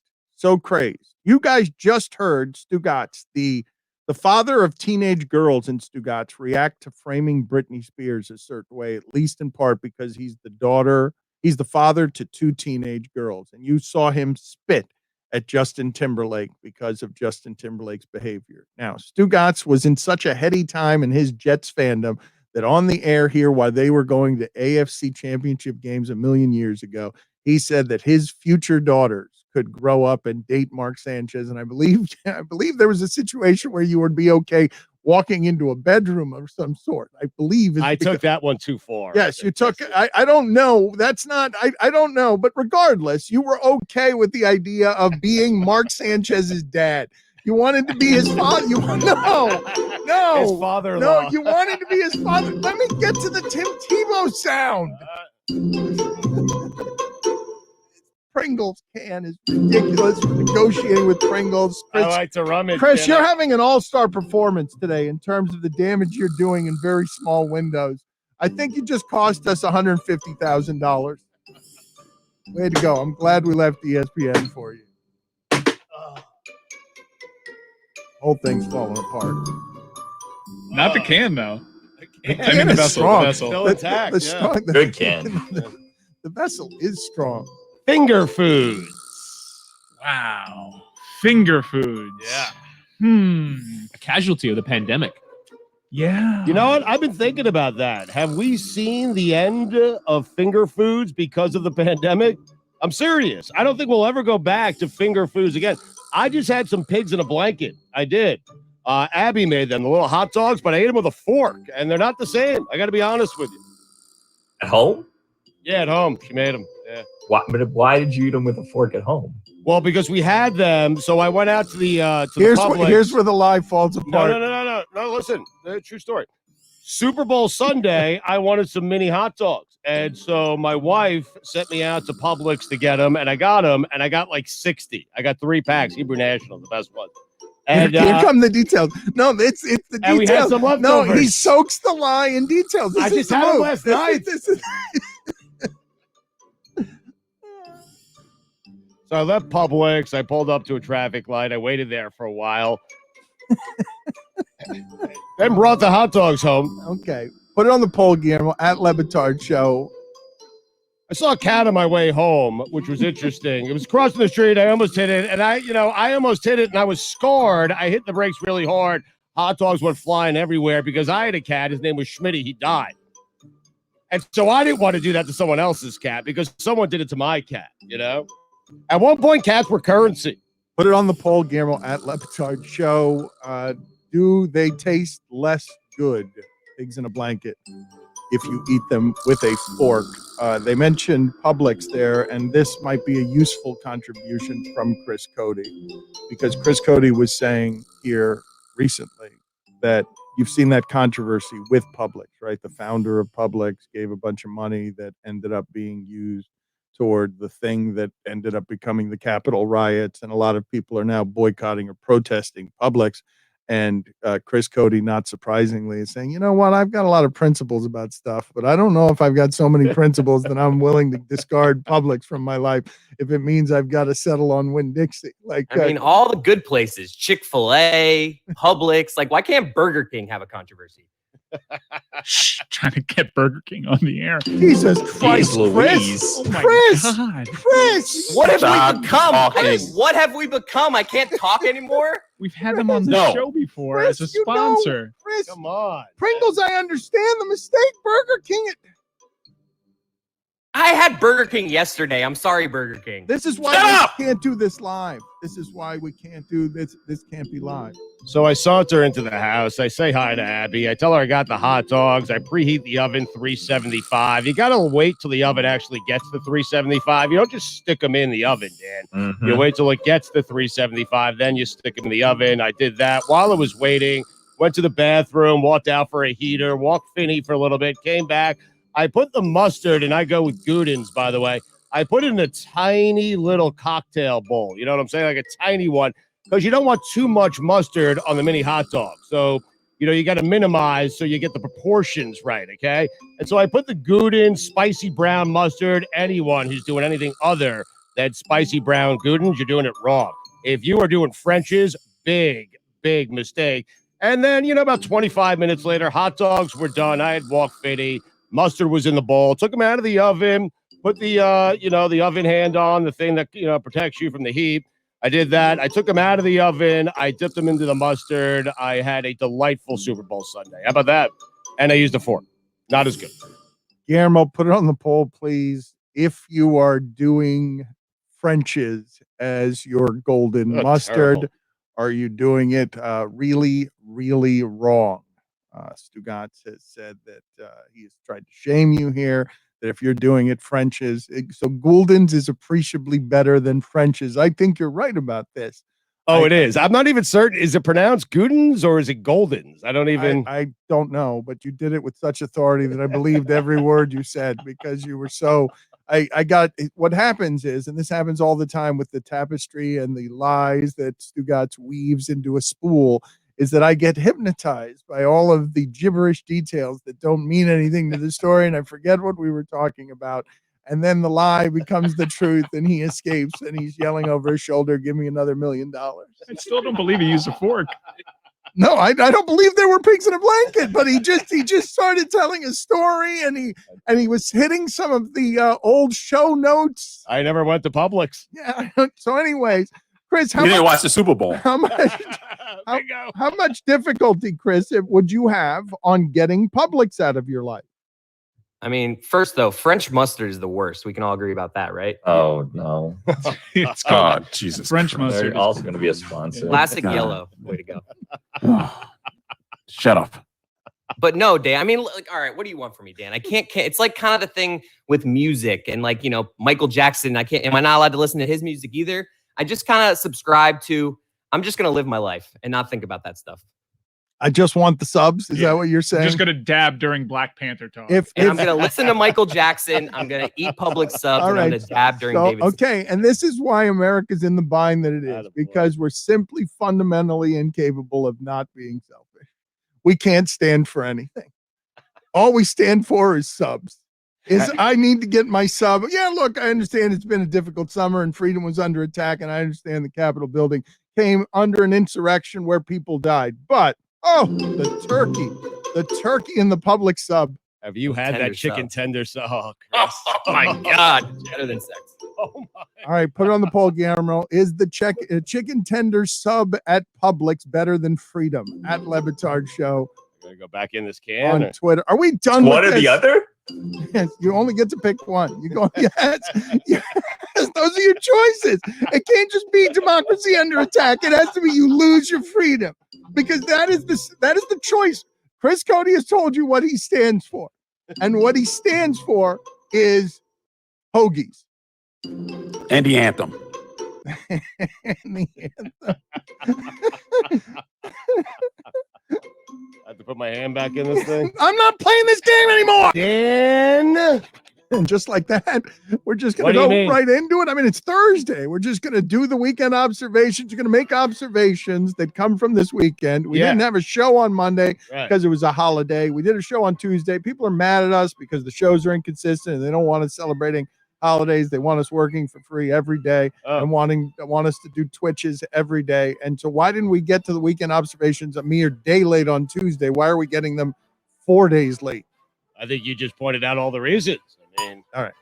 The rare weekend observations on a Thursday. How about that? Exciting. On a Thursday that feels like a Friday nonetheless. I mean, President's Day. Day off. A lot of holidays. Where was I? Oh, the beginning. Dan. Andre Drummond. Kemba Walker. Blake Griffin. All apparently on the move. And Dan, just like that, the NBA rumor mill is back. Excited? I mean, a month of the deadline. Not those names. Come on. What do you mean? Those names? Well, here's a name. If George Hill currently is playing for a contender, he will be within a few months. Now, I botched that. Do you know why I botched it?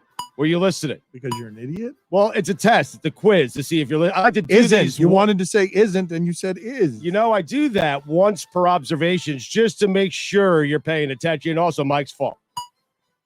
That's $2. What? See if I have some quiche. Hold up. I do have $2. You do. Oh, I read that. Uneventful. You do have plenty of dollars there. Now, spray them down or something. Put them on the console. And Sure, spray you them want down. these? Is anyone ever going to come Dangerous back? game. Is anyone ever going to come back and grab the fine money? Because Mike was telling me yesterday that the grid of death, that we killed it with fire, is what Mike Ryan said. I wanted to pay some grid of death punishments today on the Twitch, and he said, nope, it's been killed by fire. And he blamed me when you're the one with all the outstanding debts. I just owe a poem. That's it. That's all I owe.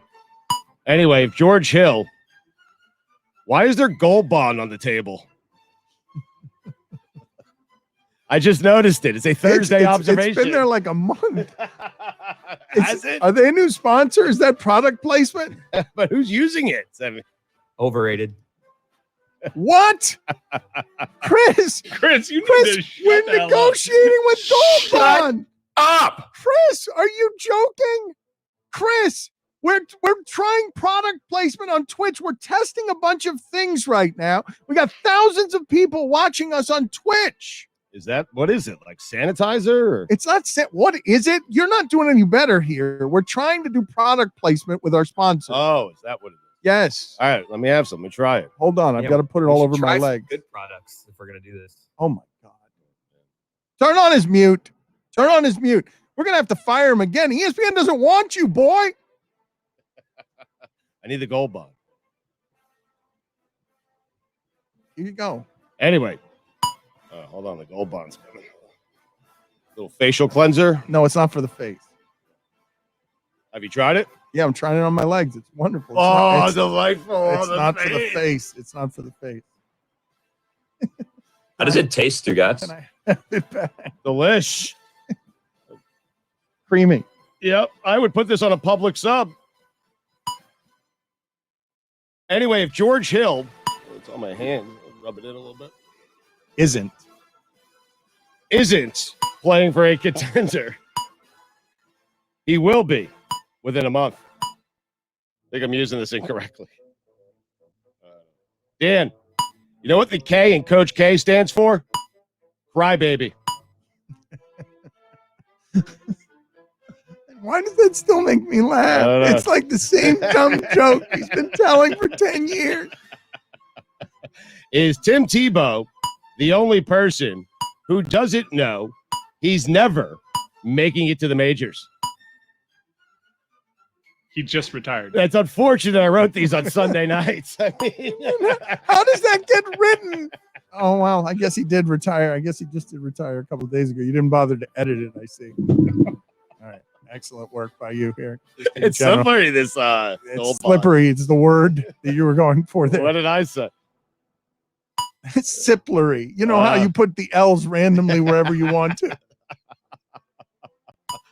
The Suns sent rookie forward Jalen Smith to the G League.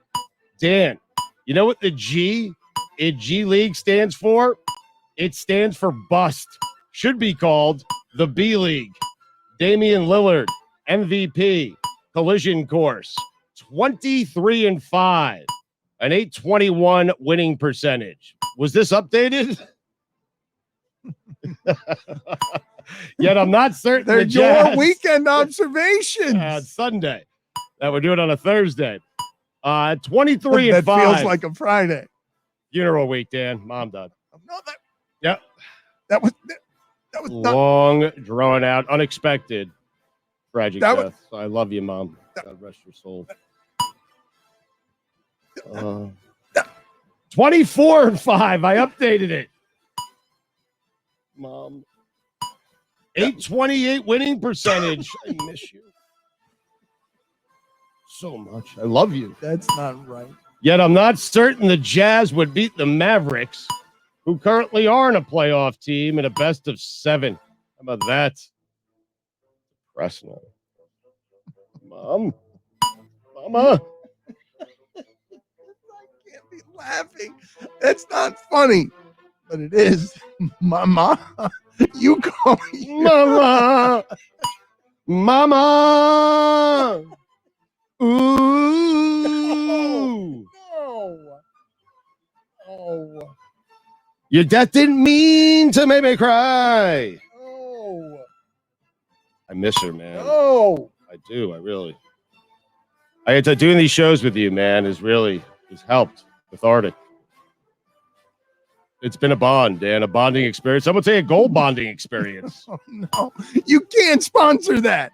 You cannot sponsor that, Stugotz. I'm not gonna have my mom's death brought to you by the great people at Gold Bond. I'm not doing that. Your dad's. He's got a ways to go. Where was I?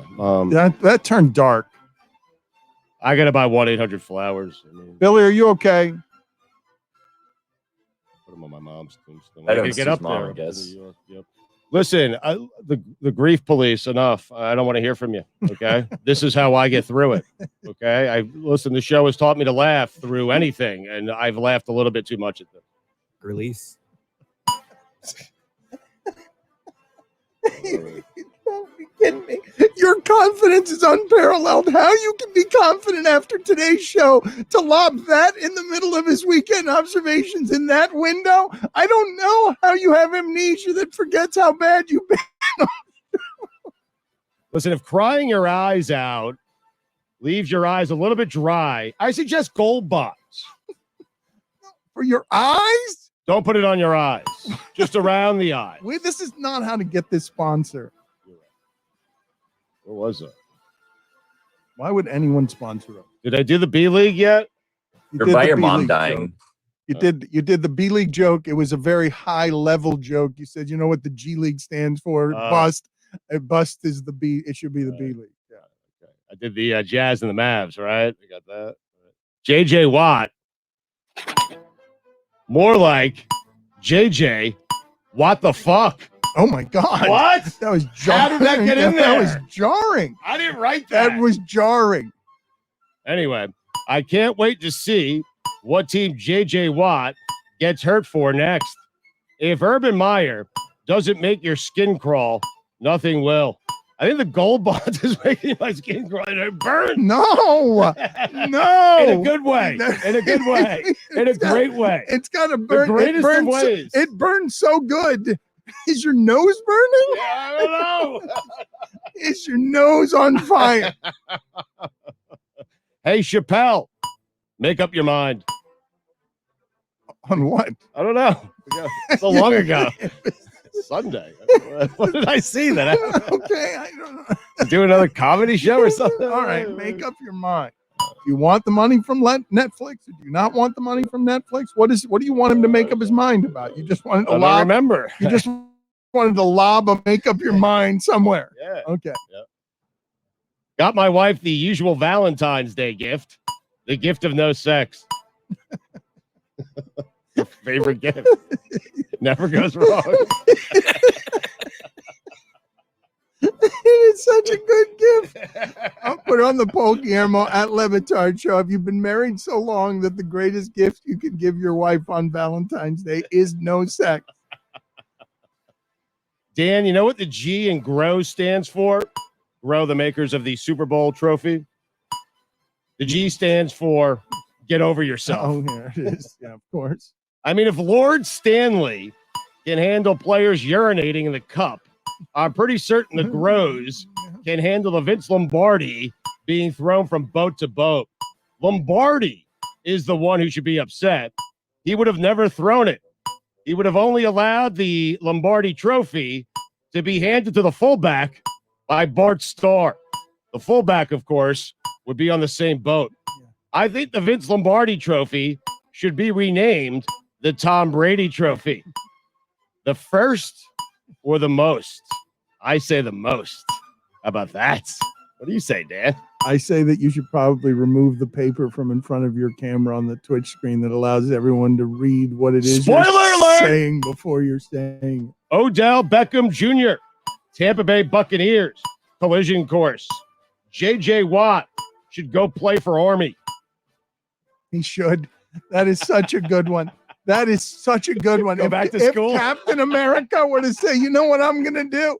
That is such a good one, Stugotz. Put it on the poll at Batard Show. Should JJ Watt just go take a detour and play for Army? The Cadets. That's such a good one. Mitch McConnell. not voting. It can't even be Navy. It's got to be Army. It has to be Army. I dabbled with Navy. I thought about it. No, it can't be Air Force. It can't be. It's got to be Army. Can he rotate each week?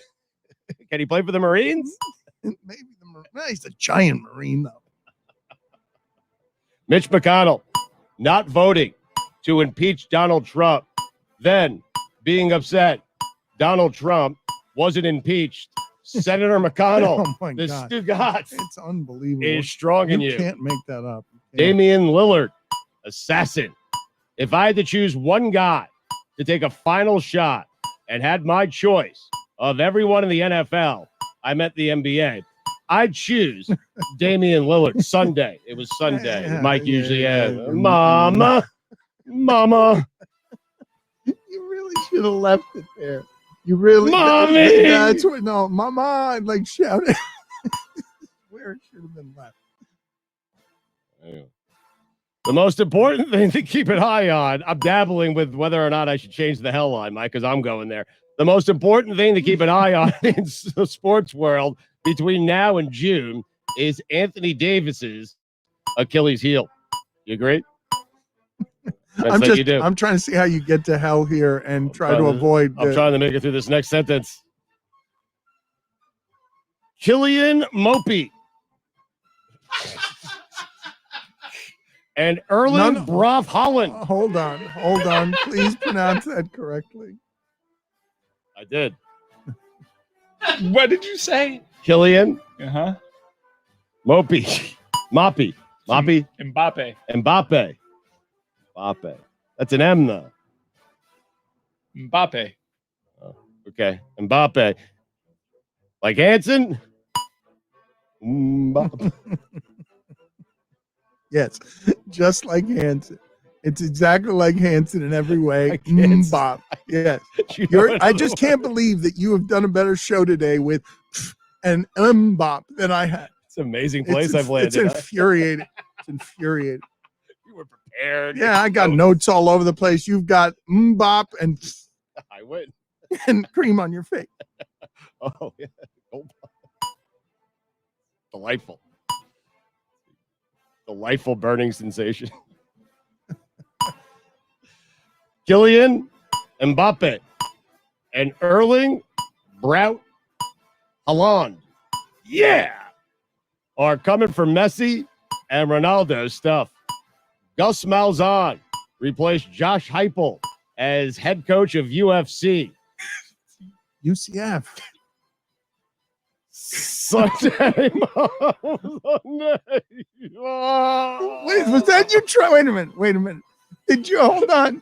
Your whale? Hold on, no. Do you realize that you're doing this so poorly that you got caught up in the air and wailed Sunday instead of Mama because you don't know which excuse you want to go to? What's happening? Breathing.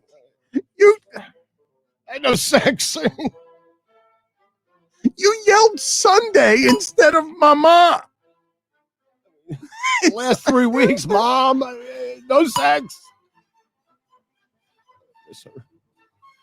I miss sex. Where was I? Gus Malzahn replaced Josh Heupel as the head coach of the Ultimate Fighting Championship, where he begins his rehab tour. It's unbelievable. Chappelle, make up your mind. What? The news here, though, is that Josh Heupel is a coach. He coached at UFC. I mean, this and is already moving on to Tennessee. Yeah. Who knew? The Nets are exhausting. Already did the Valentine's. They really are. They really are. The Nets are exhausting. They are. Yep.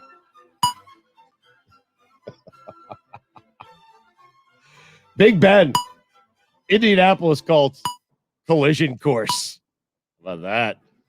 Start off hot and cold, leaving plenty of people in the dark, disappointed and angry, calling for people to be removed from their jobs, and talking about the state of Texas or its college football team.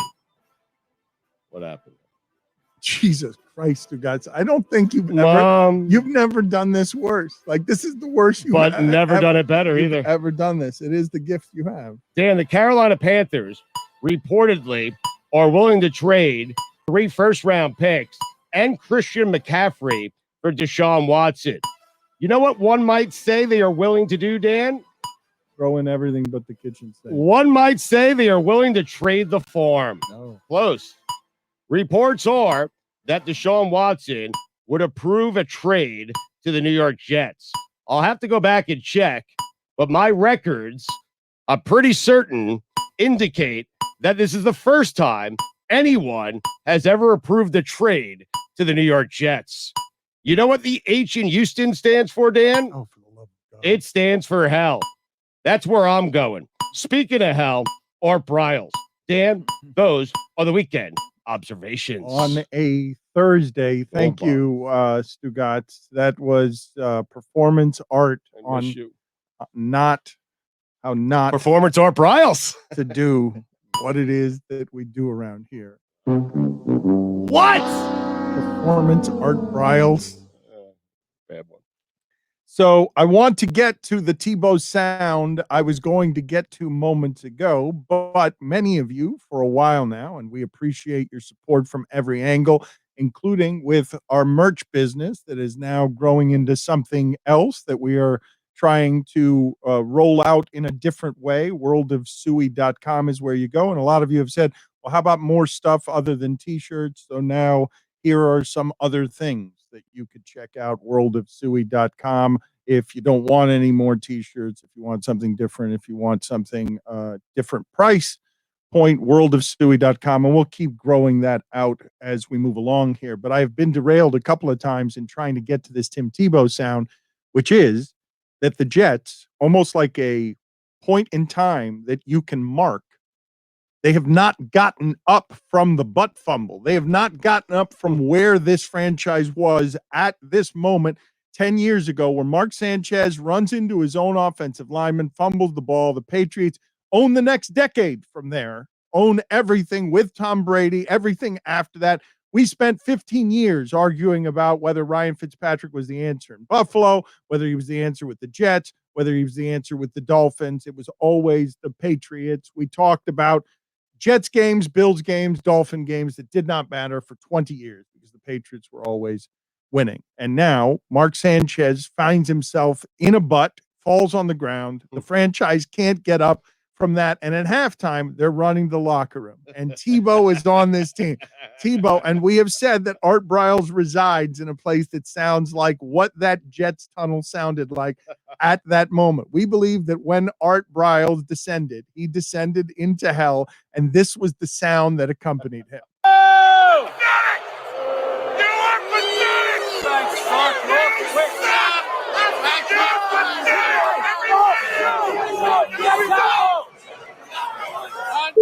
It's a disgrace! You guys are a disgrace! Tebow, I want you in the second half! I want you down! Tebow, save us! Tebow, save us! Sanchez, you piece! You suck, Sanchez! Never gets old. Mike, what's going on with Stugotz? What's happening with Stugotz? He's in the zone. Get out of his way. Yeah. This is Jordan in his prime stuff right now. What do you need from me, Stugotz? What do I need to lob up in your direction to help you take the show to soaring heights?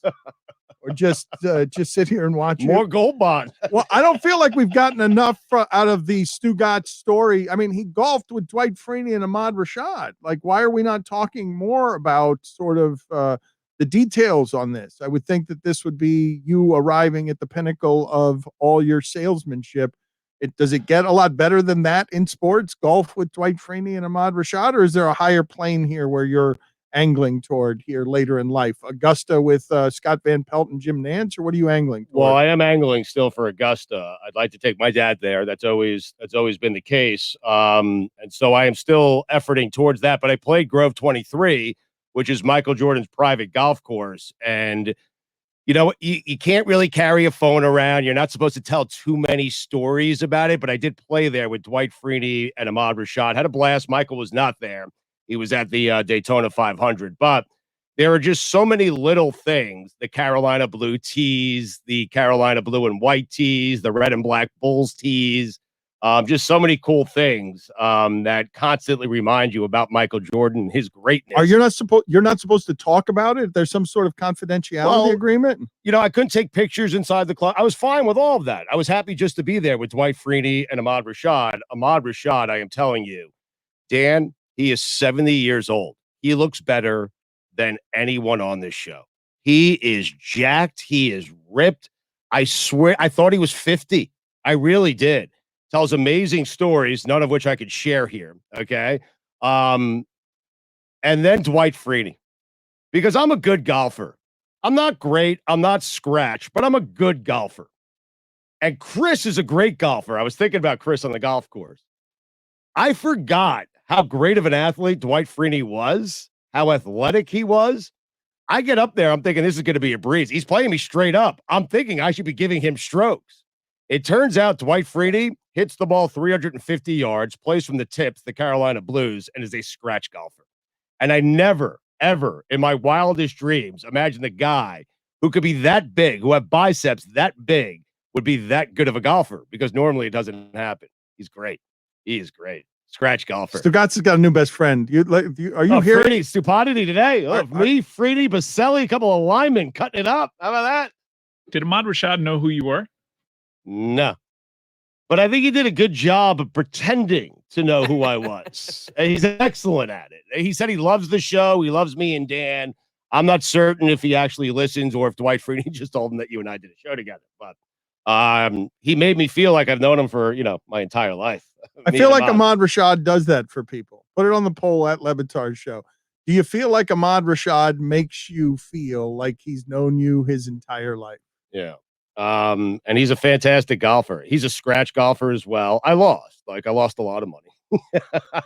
I did. Oh, wow. You were gambling. You decided to go the gambling. Oh, wait a minute. So you're the sucker. Wait a minute. Were you the sucker? Did they just rope you in to steal your money? I believe so. Yeah. Now I think Dwight, I told them I was a good golfer. Ahmad, he knew he was going to beat. He's going to beat anyone he plays. Okay. Ahmad's that good. I thought at 70. At 70, Dan. Yeah. Yeah. He was better than Freeney.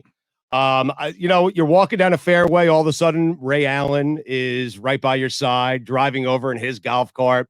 Here's a random that I saw. And these are the types of people, like, you just don't know who you're going to see. Billy, what are you laughing about, Billy? That's a good thing that you're not going to tell us the stories, too, guys. No, I got approval on everything I'm saying right now, okay, including this. Well, how does this work? Did you have to sign some sort of non-disclosure agreement? What do you mean you got approval? Freeney, that's it. Freeney said it was okay. Who's going to challenge Freeney? No, he said this part was okay. Can't take pictures inside the clubhouse, took pictures outside.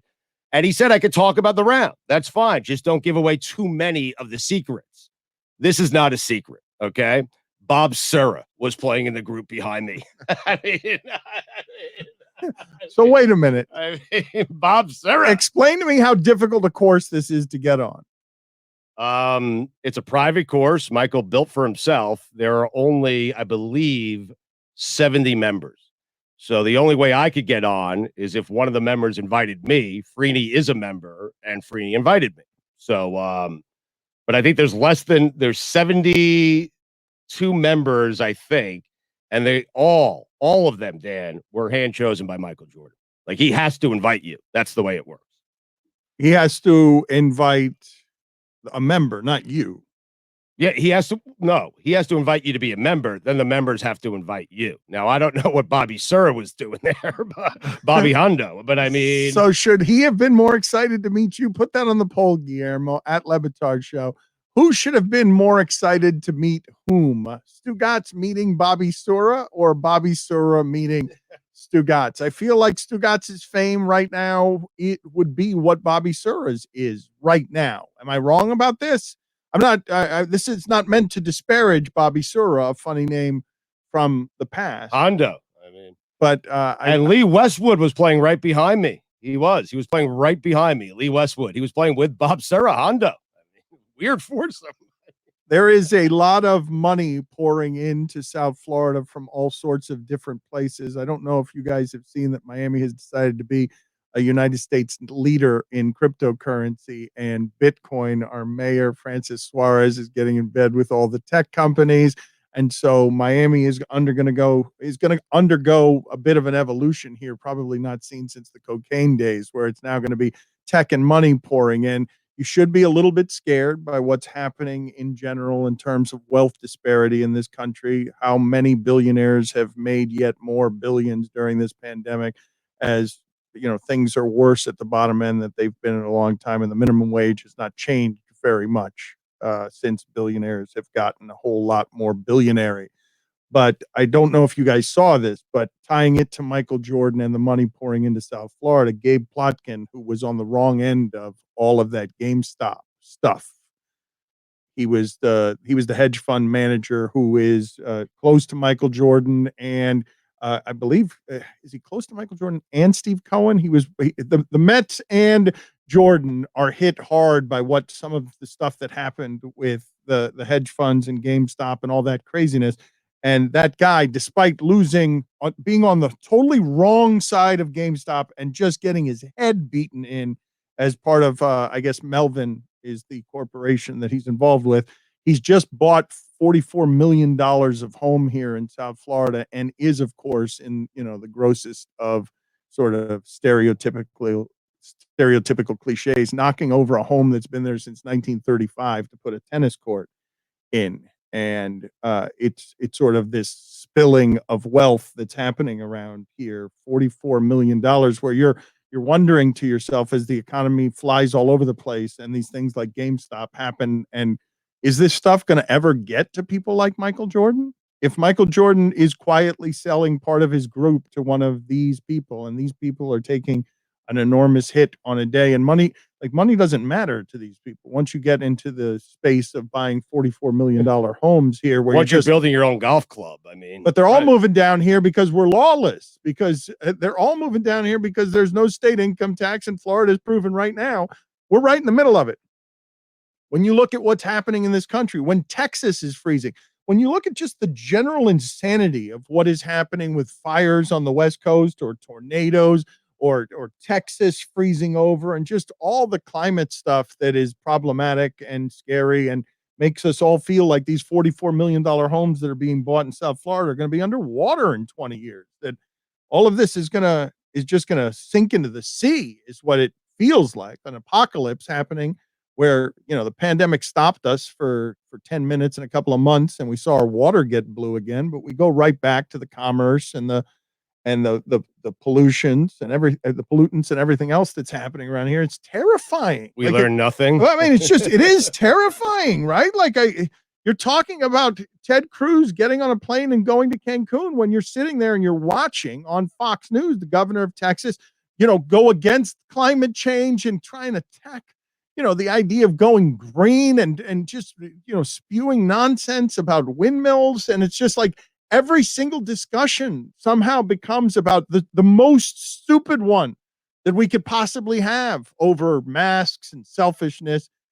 It's been flabbergasting to watch, has it not? Like, are you not sort of looking up in the middle of what is the crisis of our time and just seeing what's happening with the simple science, right? As Seattle journalists are winning a Pulitzer for telling you that Seattle's going to be in the sea in 40 years. Like, scientists already know this. And they're winning a Pulitzer for this kind of reporting. Like, are you not a bit worried that the kids aren't wearing masks today because they don't have to, because they're going to kill the old people early for what it is that they've done to their globe? You're throwing a lot at me there, Pops. Yeah, but you really are. Seattle's Pringles can, or yeah. what are you doing? Right. I just Everything's falling I into like the Bitcoin. sea. I mean, Bitcoin makes money. I like Bitcoin. Right. How do you feel about Miami getting on the front end of the Bitcoin phenomenon? Like, they're going to pay We're employees. always here for your money laundering. That's super easy. Does it float? Because we're going to be underwater. Yeah. Seems. Sheesh. Except the elbow room. I think he's totally right about that. I think he's totally right. That's a Jordan baseline. That South Florida is going to go under the sea, but the elbow room is going to float on by itself, still smelling like urine in all the corners. Since the days of Frankie Valley, the elbow room. I can't believe we're headed back there again. My arms are burning from the gold bond. I got an idea. Where is the gold? Put it all over my hands here, Dan. Go into the Pringles can. It's a whimsical vessel of vocables. That's right. I think there's a hole in my nose. There's two. Yeah, is that from the lotion? Great. Something else. Here we go.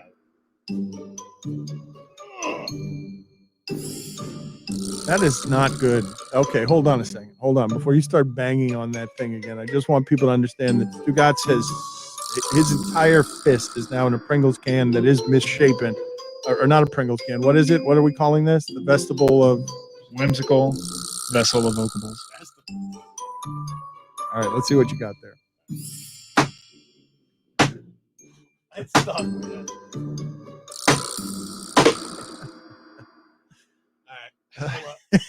I can't do this again. Like, I'm never doing this game again. Like, whatever the magic crate needs to be, something better than this has to be what we do. There's an empty card in there, just so you guys know. Was there something written on the other side? The flu. The flu? Yeah. Why are we doing the flu? I believe the flu is a little jealous of the coronavirus. No one talks about the flu anymore. What do you think? I'm stunned that you didn't go flu game Michael Jordan there. I thought for thinking sure, about it. I thought for sure that would be the word association that you played with flu. The flu got a bad rap at the start of the pandemic when people were saying, oh, it's just the flu. The flu was character assassinated, called weak at the time, and hasn't recovered from it yet. The flu is something, though, that is being misidentified all over the place now as the coronavirus. Is it not? Like, if you get a flu symptom right now, you're headed straight to the hospital. You're not? Yes, you are. I don't dare sneeze or cough in public. You? Well, you just I'll go run to my car. You just go in public. That's what you do. You blow. You're super careful until you get in here, and then you blow all sorts of non-antiseptic stuff in my face. I didn't name the site. They did. With your opinion. Yeah. So the flu. Let's get to this stat of the day here that Stugotz has been wanting to get to all show, to talk about Fernando Tatis and the 14-year, $340 million contract that he signed with the Padres. Start of the day, start of the day. It is the start of the day. Start of the day, start of the day. It is the start of the day. Start of the day, start of the day. It is the start of the day. Start of the day, start of the day. It is the start of the day.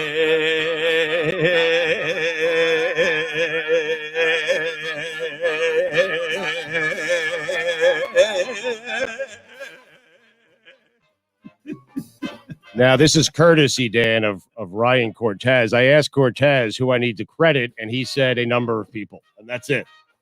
So a number of people tweeted about it. So this is according to a number of people who tweeted about it. When Fernando Tatis Jr.'s contract ends, the Mets will still have 1 year left to pay Bobby Bonilla. And Seattle will be in the ocean. Yes.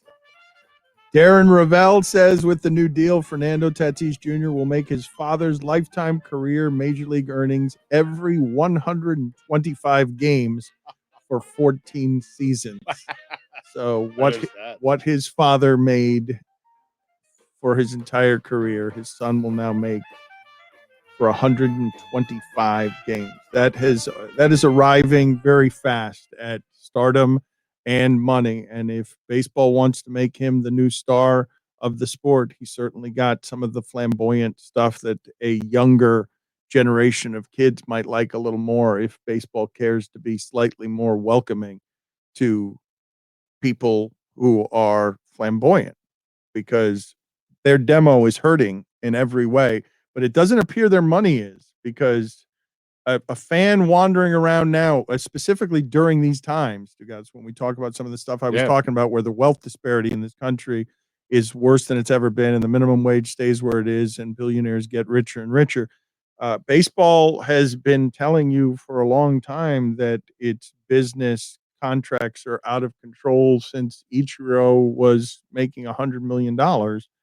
And now here we are at 340 is like, we've arrived here.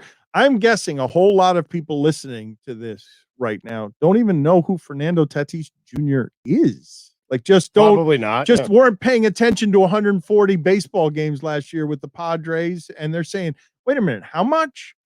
He's getting how much guaranteed? Because that's $340 million. How much are these guys actually worth? It's actually Stugotz worth, considering what it is that Russell Wilson and Deshaun Watson are now doing in their respective cities, because they're realizing what a salary cap does to what the actual value of these human beings is.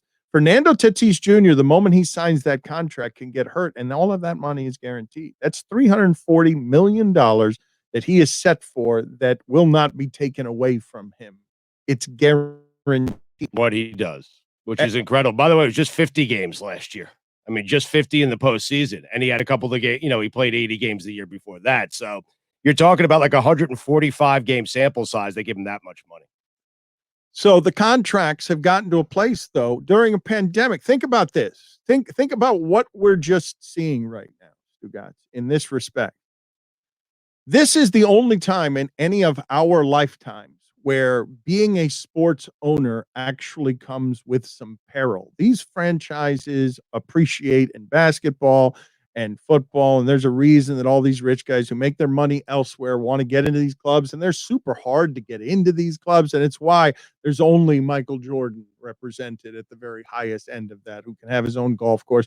And still, in this particular club that we're talking about, Michael Jordan isn't even the money, because this is the highest end of where money resides, and now there's actual financial peril involved in light years ahead Warriors financing their own place and having a whole economy that they were building around that, and then looking up and being like, oh, wait a minute, hold on a second, there's peril here. We're not used to, right? Only like New Orleans of Chris Paul is the only team that we've sort of seen like, how are you having financial problems? What's the problem? It's safe to own a sports team. Even if you're an idiot like Donald Sterling, you can get out for $2 billion when none of us thought that franchise was worth $2 billion. But they're all hiding this sort of dirty secret that's right out in front of us, Stugotz, which is these franchises can all afford to pay their Fernando Tatis's $340 million. They can, like, if we're not going to have a salary cap and we're going to guarantee the money. Marlins did the reason football and basketball succeed as businesses is because the rich guys they're all in handcuffs. They can't actually compete at the highest levels of where people throw around money because the sport governs it. The reason football is such a successful business is because the costs are fixed. That's the reason. So Russell Wilson and Deshaun Watson are looking at this and they're like, wait a minute, what? Tatis gets how much guaranteed? Wait, what? That's $340 million for how many games? And I'm the centerpiece of this franchise for 10 years where they're going to make money and they can endure even in a pandemic. It's kind of amazing that they would all realize the power of that at the same time. It's kind of amazing that LeBron has taught them over the last 10 years. LeBron is so dramatically underpaid, Stugotz, when you look at that contract. Fernando. Now, what is LeBron making this year? Think about that. He's probably making $40 or $50 million. And we're saying he's underpaid, and he is, by the way. But how can he not be underpaid when this is the model that we're looking at, where the numbers don't even make sense anymore? Stugotz, people used to complain about the $25 million contract of Jose Canseco. He's at $39 million this year, LeBron. So $39 million a year. So LeBron would basically have to play 9 years or 10 years to get the Tatis contract. That's what you're talking about. And he's not just LeBron. In LeBron's case, he's not just the epicenter of Los Angeles. He's not just the epicenter of basketball. He's not just the epicenter of a sport. He's the epicenter of sports. Tatis is a barnacle on the economy that LeBron James is, a barnacle, and he's worth $340 million guaranteed during a pandemic. And you might flinch at the number, and it's not even one of the big markets. It's San Diego. I mean, it's the Padres. The Padres never do anything like this. They've got two players like this now in a sport that doesn't have these governors. It doesn't have the salary caps. It doesn't have fixed costs. A big boy in San Diego has decided he wants in the game. He wants to make his fame through sports, and he's going to do it. We were all a little bit like, wait a minute, they're going to get in the Machado's. What are they doing getting in the Machado sweepstakes? But no, it's now he wants to be the new Artie Moreno doing what he was doing with Anaheim. Like, I'll give Pujols $200 million.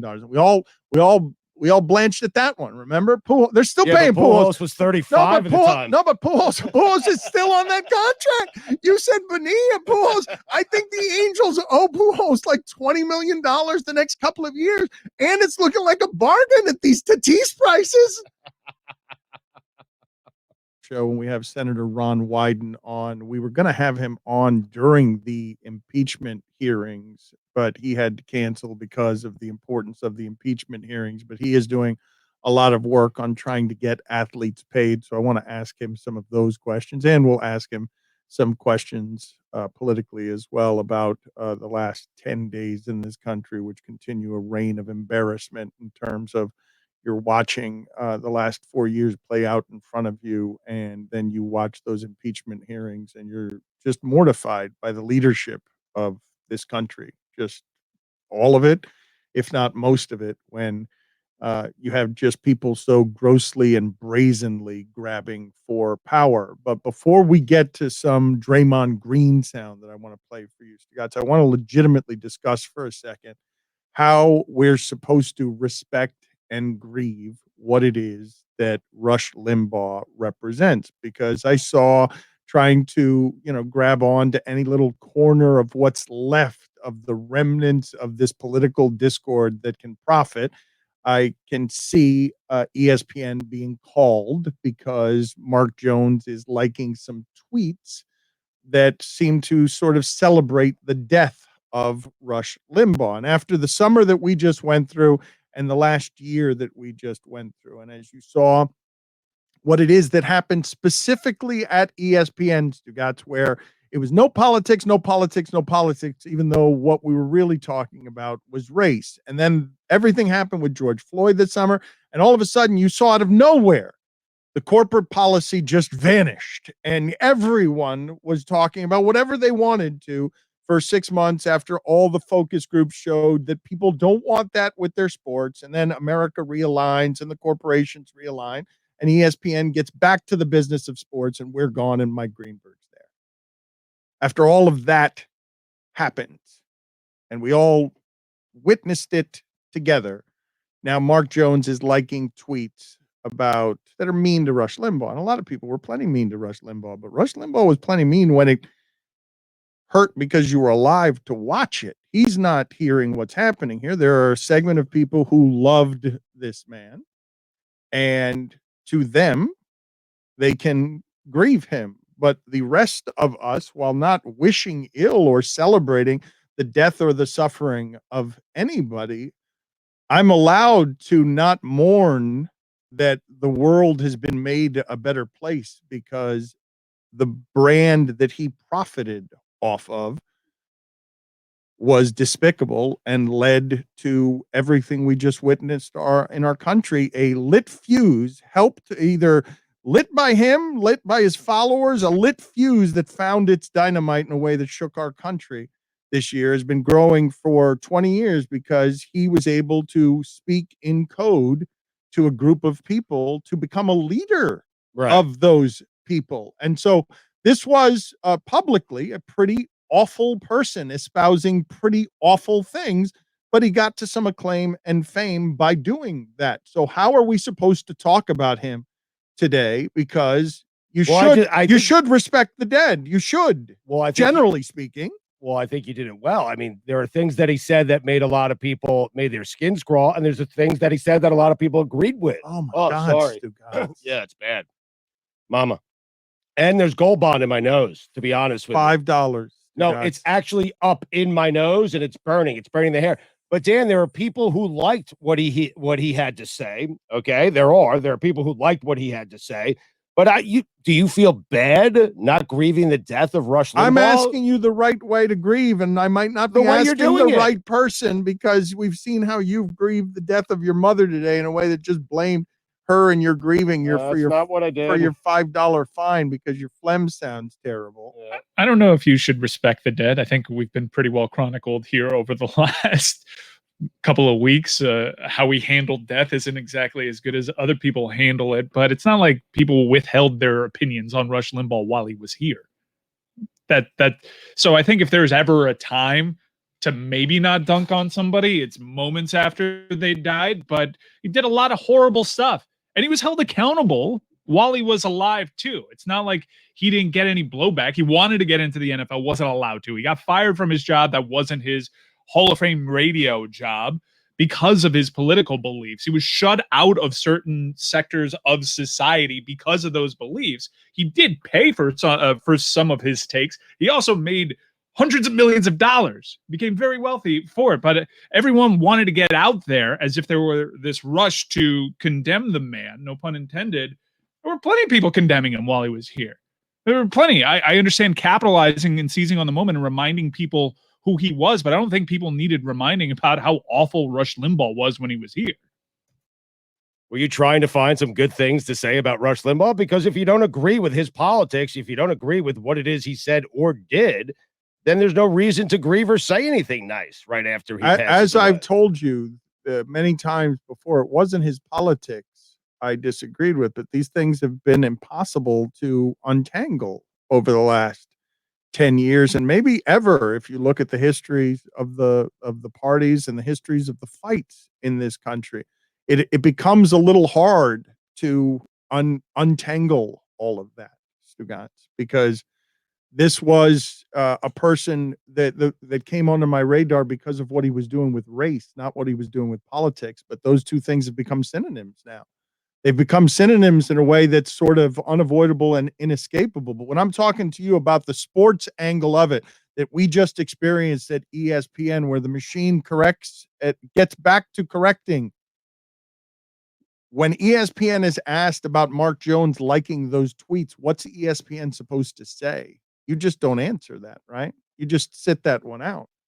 I think you don't ask Mark Jones. You just let Mark Jones do what Mark Jones did yesterday. But what are the rules supposed to be by corporate policy when race and politics are mixed and you are a company that is about sports and you're trying to get out of the politics business, but your black employees are unhappy about some things and want to talk about them on air or want to do things like that bring ESPN to a fight ESPN doesn't want to have? I feel ugly even calling attention to it. Like what you like on Twitter. Some people like tweets for different reasons too. I never thought that was a punishable offense unless it's like so transparently egregious that you shouldn't like it. Some people use the like function to just store things away. That's how I use it. If I like a tweet, generally it's because I want to go back to it and save the tweet because it's something I want to talk about here.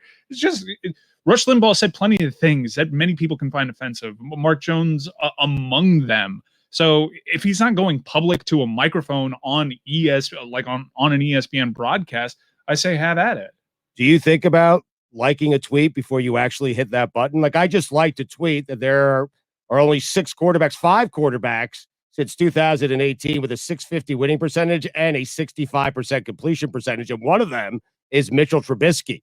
Now, I didn't think about it. I just liked it because I thought it's something we could use on the show. Do you think about these things? Why would you think that was something we could use on the show? Well, because I just did. I mean, that's why. Well, I didn't think that was the place for it exactly. I didn't think that was exactly the place to put a Trubisky stat.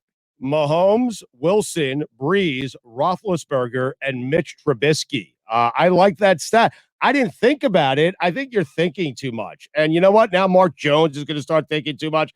How about we just like what we like? Okay, but this was amazing what you ended up doing there because I feel like this is just this wrapped in Trubisky.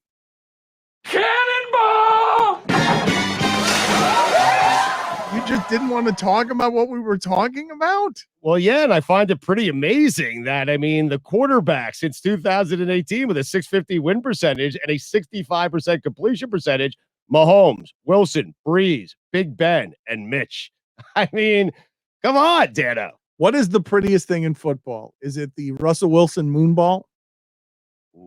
Is there a prettier thing in football? If you want to Waiting for just this moment, distract Mike. me, yes, I know you wanted to get me. Mahomes off of- interceptions are great. Ah, yes. Really? Incompletions, I should say. Yeah. You're still on this, huh? It's in the top 100 plays of the year for the NFL. I saw that. The incompletion was number 100. Billy, the incompletion number 100 top plays. Why so low? I couldn't believe that the incompletion made it into the top 100 plays at number 100. Was it indeed, Stugotz, number 100 plays of the year, or was it 100 plays ever? Because I thought that we hyperventilated a little bit with the Mahomes throw that ended up being an incompletion. It was 100 plays of the year. I haven't checked all time, but maybe it's in there. I mean, who knows? But how about that about Mitch? I mean, I was amazed to learn that there were people waiting to show their disdain over Rush Limbaugh until the day that he died. That was kind of a weird one. We had plenty of opportunities. Maybe it was when he was getting the Presidential Medal of Freedom that you could have gotten those takes out there. Stugotz, can you look up for me, please, the words that got Rush Limbaugh fired from ESPN? Because I marveled at that entire time. I have to. But think Just check like Rex Chapman's Twitter account. Well, the reason I ask you to do it is because after that summer, after that year, after we leave ESPN, at least in part, bumping up against the no politics in sports thing when we've never been a political show. We were just a show in which I like to talk a lot about race. I want to go back and look at the time. Roy, what do you remember about the time of Rush Limbaugh at ESPN? He was on Countdown, man. He was part of our no politics in sports. He would have a challenge flag. He was part of our pregame show. He was on there he was hobnobbing with Chris Berman and Tom Jackson. Like, what do you remember about that time, Roy? I remember what the hell are they doing hiring Rush Limbaugh? What does he know about football? And then Donovan McNabb. Okay, and so what did he say specifically? Did he just say that Donovan McNabb is overhyped because he's a black quarterback? Isn't that the comment that got Rush Limbaugh fired, or was it more code? Was it more dog whistle than that? Well, it was that, and I believe he had a drug addiction while he was there. With, what was it? Oxycodone? Well, he had Oxycontin problems, but I thought that was afterward. I thought that was not, that didn't have anything to do with his firing. If you want to know the gist of it, he was like, the media has this obsession with the black quarterback and they want him to succeed so much. And he was holding up Donovan McNabb as an example that he was overrated. And there were plenty of football counterpoints at the time as to why he wasn't, because he was leading the Eagles to plenty of on-field success. But he raised up the question in his Rush's challenge, where he threw an actual challenge flag onto the set, that Donovan McNabb was just part of a sensation where the media was hyping up a quarterback specifically because he was black. Yeah, he said the defense carried that team. All right, so that was the kind. Wow. Yeah, no, this is what I'm saying though. Like, that's the one that got him gone. Like that, the one that Stugotz could have made an argument for and just left out the black, like that. So wait, that's what was too hot for ESPN. There was a big reaction to that at the time. I'm just saying, like, things really sped up there. Like, they really sped up. If you look at what the last summer was at ESPN, I think it's still today. I think like the shock value and it still holds up. That no, Donovan McNabb is considered good primarily because he's black. you hired Rush Limbaugh because he was Rush Limbaugh, and then he's on your air being Rush Limbaugh, and you fire him for being Rush Limbaugh. That's what happened. Right. How long did that take? 8 weeks? It was into the season, yeah. It was into the season. It was about halfway through the season. The problem was that they hired Rush Limbaugh. They wanted Rush Limbaugh takes, and his politics would always bleed into the takes. I also disagreed with his politics. I know you said that you didn't disagree with his politics. I'd like to go out on record that I disagreed with his politics. No, I just don't know what his politics is. I don't know. I mean, like, he basically wrote the conservative platform. What I'm telling you is that my only prism to Rush Limbaugh, because I wasn't paying attention to the politics of it. The only part of it I was paying attention to was this person is doing things that are coded, speaking a language that is racist in code. He's disguising it. That was my only opinion or intake of Rush Limbaugh. I agree with him. I mean, the defense kind of did carry that team. You want to walk back, agree with him. On the defense. Yeah. Just on the Good defense. defense. He Yeah. just Dawkins. agrees with the defense. Hugh Douglas. Seth Joyner. Oh, wow. Seth Joyner. Is that the same team? I don't know. No, or am I mixing up timelines? Is it Clyde Simmons? Yeah. I don't know. Cunningham. It's not- Cunningham. What are we doing now? Who is Cunningham?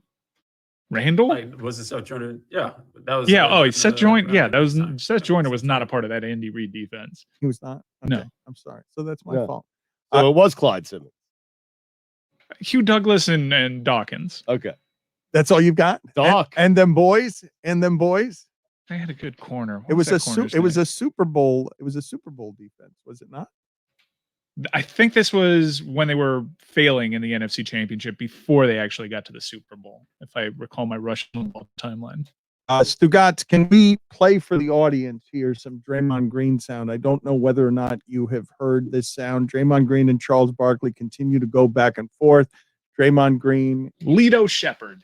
Lito. There you go. Lito. Yes. There you Lockdown go. corner. Yep. Mhm. Lito. Yep. Glad That's I what the got yellow that. Lito stands Yeah. for, Dan. Lockdown. Who else is who else was on that defense? That Do you one have was gonna stay anyone with me. else? Do you have anyone else though? The Shepherd one is going to stay with you. Just No, the because- Lito Shepherd one was going to stay with me, but I'm glad we got it out. So you can name 3 members of the defense that we're talking about that carried Donovan McNabb to a Super Bowl. He was overrated because the media wanted a black quarterback. It's close to a third of their defense, Dan. Yeah. It's a quarter. Yeah. Okay. Let's play this Draymond Green Semantics. sound. Semantics. Let's play this Draymond Green sound for Stugotz and get his take off of this. I would like to talk about something that's really bothering me, and it's the treatment of players in this league. To watch Andre Drummond before the game sit on the sideline, then go to the bat, and then come out in street clothes because a team is going to trade him.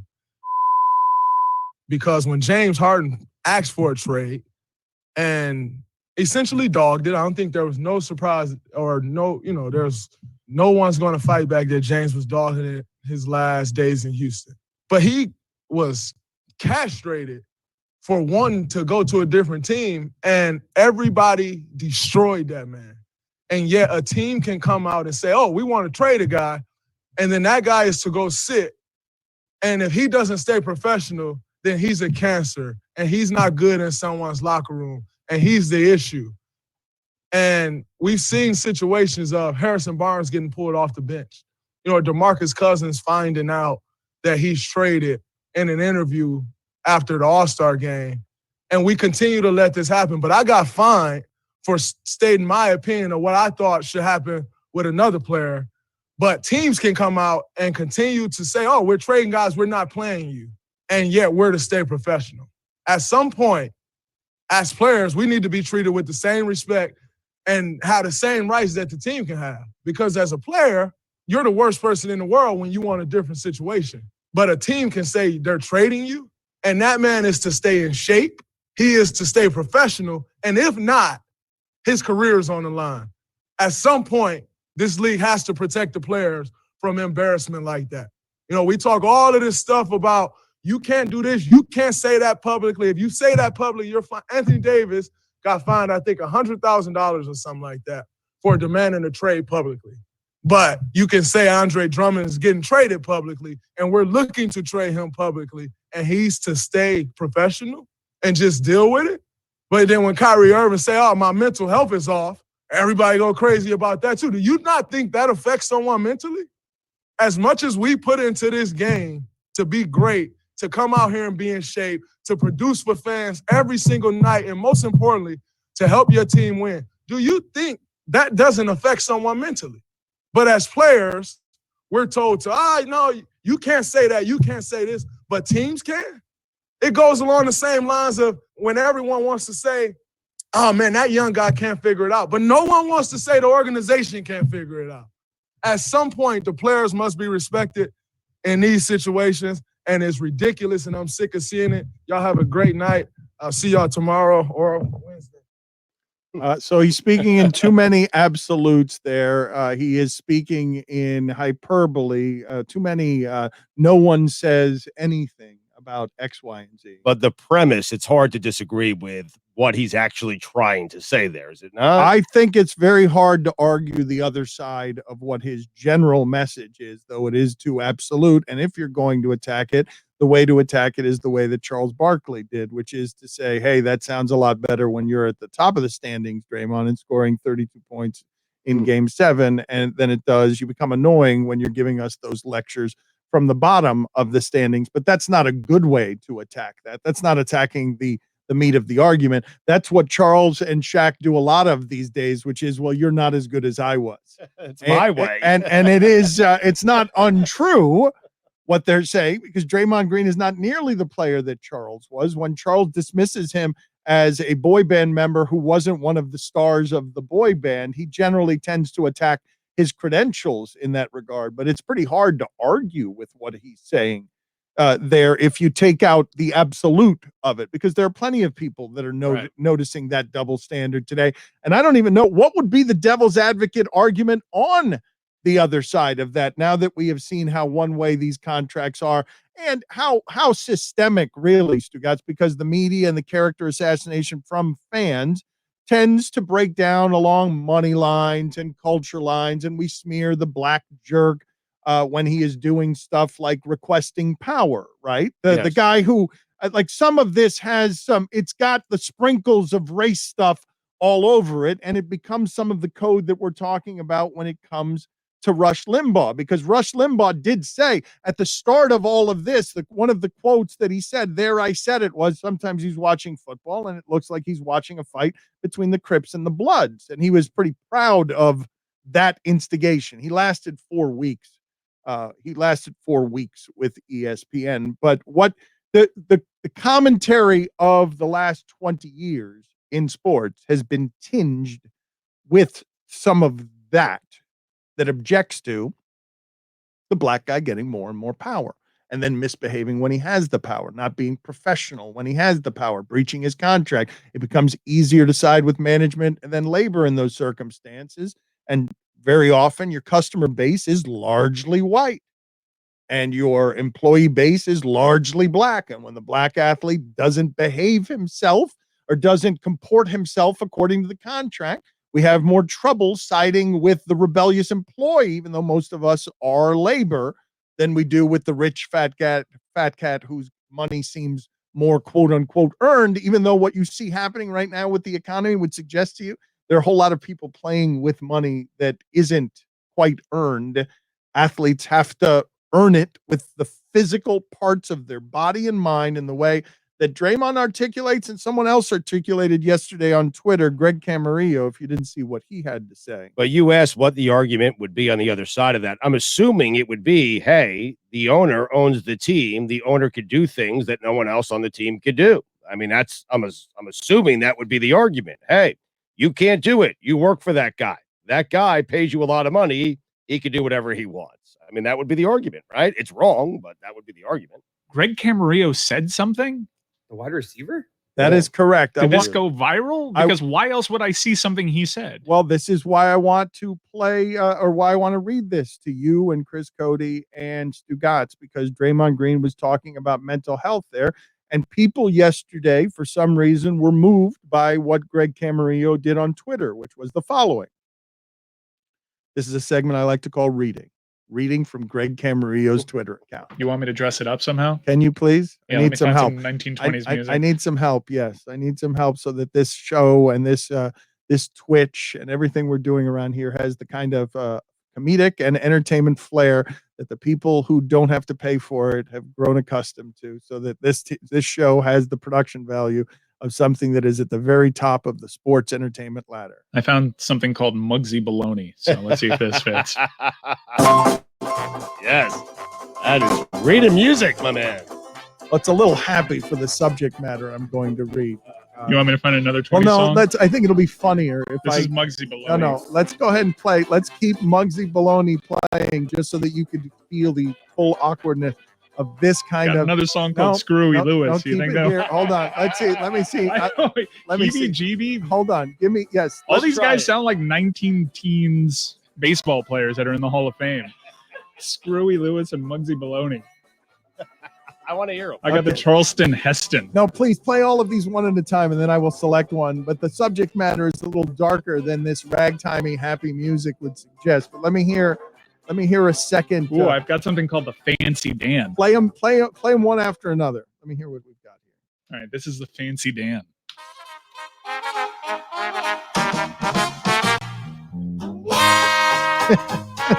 Okay, none of these are the tone that I need for this segment. We should have talked about this before we went live. Yeah, well, I didn't anticipate Greg Camarillo. So, Yeah, you know, let's go with Screwy Lewis. I think that's the right tone.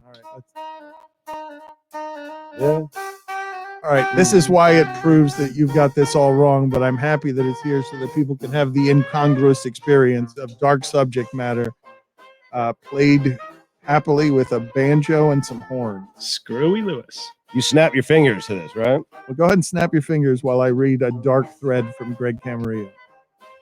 Football players struggle when our careers are over. It's hard. We've been football players for years. It's what we do, what we know, and a big part of who we are, and then it's gone. A big part of our identity lost. So far, Screwy Lewis is fine. Yep. Football is the ultimate team sport. We are taught to bury our problems and pains for the benefit of the team. In a game that works, in life that's dangerous. The mentality of suck it up or fight through it doesn't work in real life. Still fine. We often reach a pinnacle at a young age. Our childhood dreams have come to fruition. Then at around 30, we start over. How will we ever achieve something this great again? How will I ever feel the same excitement or pride again? That's hard to deal with. We've added a top hat to you on the Twitch. Good job, Jay. Our conversations with friends and family are always about football. People love talking about the game. So do we. And then suddenly it's, what are you doing now? What's next? A strictly regimented life is now wide open. The adjustment is hard.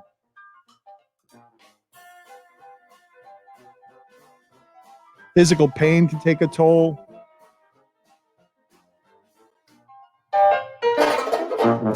Memory problems.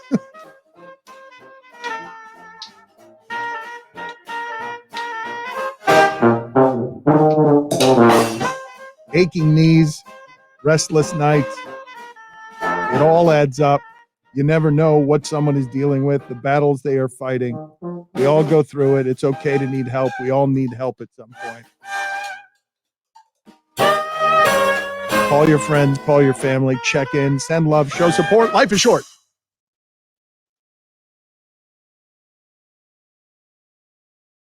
Almost nail that.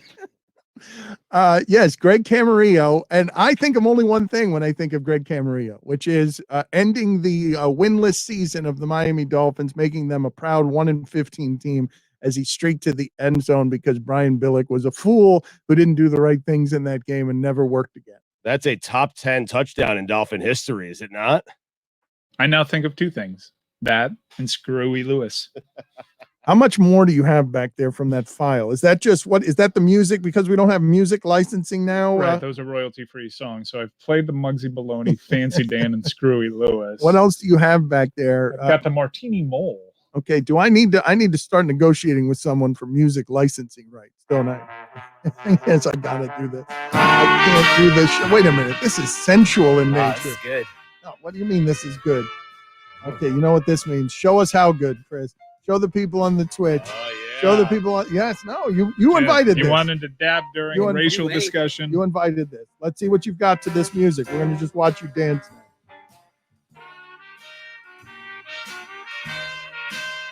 I'm not touching myself. What am I doing for you people? Like, this is my How daughter's about your job?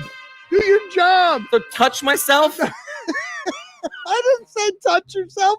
I said to dance sensually to this music. I did not say to touch yourself. I need to talk to Skip. There's a sexual harassment issue because we don't have a human resources department. This one's called Hot Tomato. Nice. Oh, wait a second. That's the set of the day music. Back to the shadows. I have something, Stugotz. I don't want to spoil alert something, but I don't know how to talk about a documentary that I enjoyed on HBO Max, The Lady in the Dale, which is just a story of a transgender woman's struggle trying to make it into the automotive industry as what looked like a fraud in her field while competing against the big American motor companies. But she was a bombastic fraud who had been, as a man early in her life, somebody who was always on the run. And then the documentary in 4 parts. And this is one of the great things about what's happening in content making now, no matter how much Martin Scorsese wants to yell about it, is that there are these places where you can just get these wonderfully rich stories told in 4 parts that captivate you because they just take you back to another time and maybe humanize something that you weren't thinking about at that time. But this is the part of the story, and if you have not watched yet the documentary, I would suggest there is a bit of a spoiler alert here that I'm going to be giving you that's in the 4th episode, and you should ignore me from now on because I don't think the people on this Zoom who haven't seen it will know what I am talking about here. But what you see during the course of this story as it's told is that there is one dogged reporter who is sort of intent on outing this man slash woman as a fraud with all of his judgments about how weird she is because she can't come to grips with the fact that she is a man in his eyes and not a woman in his eyes. And the woman doesn't get to decide that in this instance. He does, as the reporter. How disgusting that is. And sort of smokes out the fraud of this woman. And what you see happen in the 4th episode that you did not realize happened before that is, oh, bleep, that's Tucker Carlson's father. That's Tucker Carlson's father.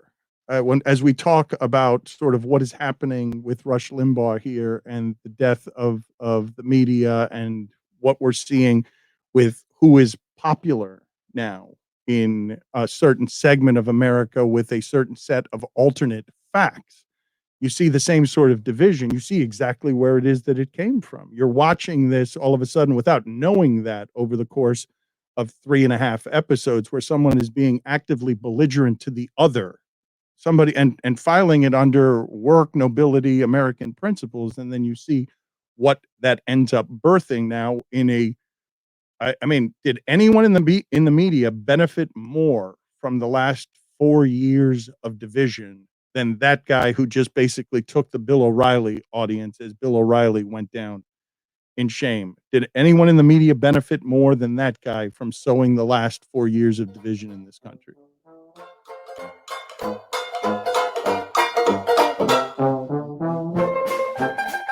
I'm just supplementing, Dan. Go ahead. This would have been better, though. This is slightly less happy than what I was reading about Greg Camarilla. This is Bug-Eyed Betty. So our only musical. That's not the whimsical. Sorry. Stugotz just picked up the Pringles can out of habit, thinking it's. Wait a minute, you just shouted that's not the whimsical thing, is what you just shouted at Stugotz? Whimsical Guys, vessel. We all have top hats now on Twitch. It's delightful. Chris, do you just want to answer some of the questions from the Twitch now? A new segment, Live and Dangerous. Chris Cody, please, without touching yourself. I was not suggesting you touch yourself. Are we done with that topic, or? Oh, God. Do you want to continue on that topic? No. Did you get everything out that you needed to get out there? What? Since when do we care? Mike continues to try and get me off of all of these subjects with ridiculous sounds and music, but he doesn't have the same corporate strength behind him that he had. That's the Pringle can one. No, it's a whimsical vessel. I'll put this one back. Are you gonna try and keep this? Trying to keep getting this off the it's ground? a major hit. Everyone hit on loves that. it. Seriously, Yeah. They do. What do we got here? I'm trying the other hand now. Yeah, the right one hurts. That one's legitimately stuck. The left the can is all dented and stuff. The left one is a bit fatter, I have to be honest with you. Your left hand, put it on the pole, Guillermo. Are you surprised that Stugotz is? Oh man, it won't budge. Are you surprised that Stugotz's left hand is fatter than his right hand?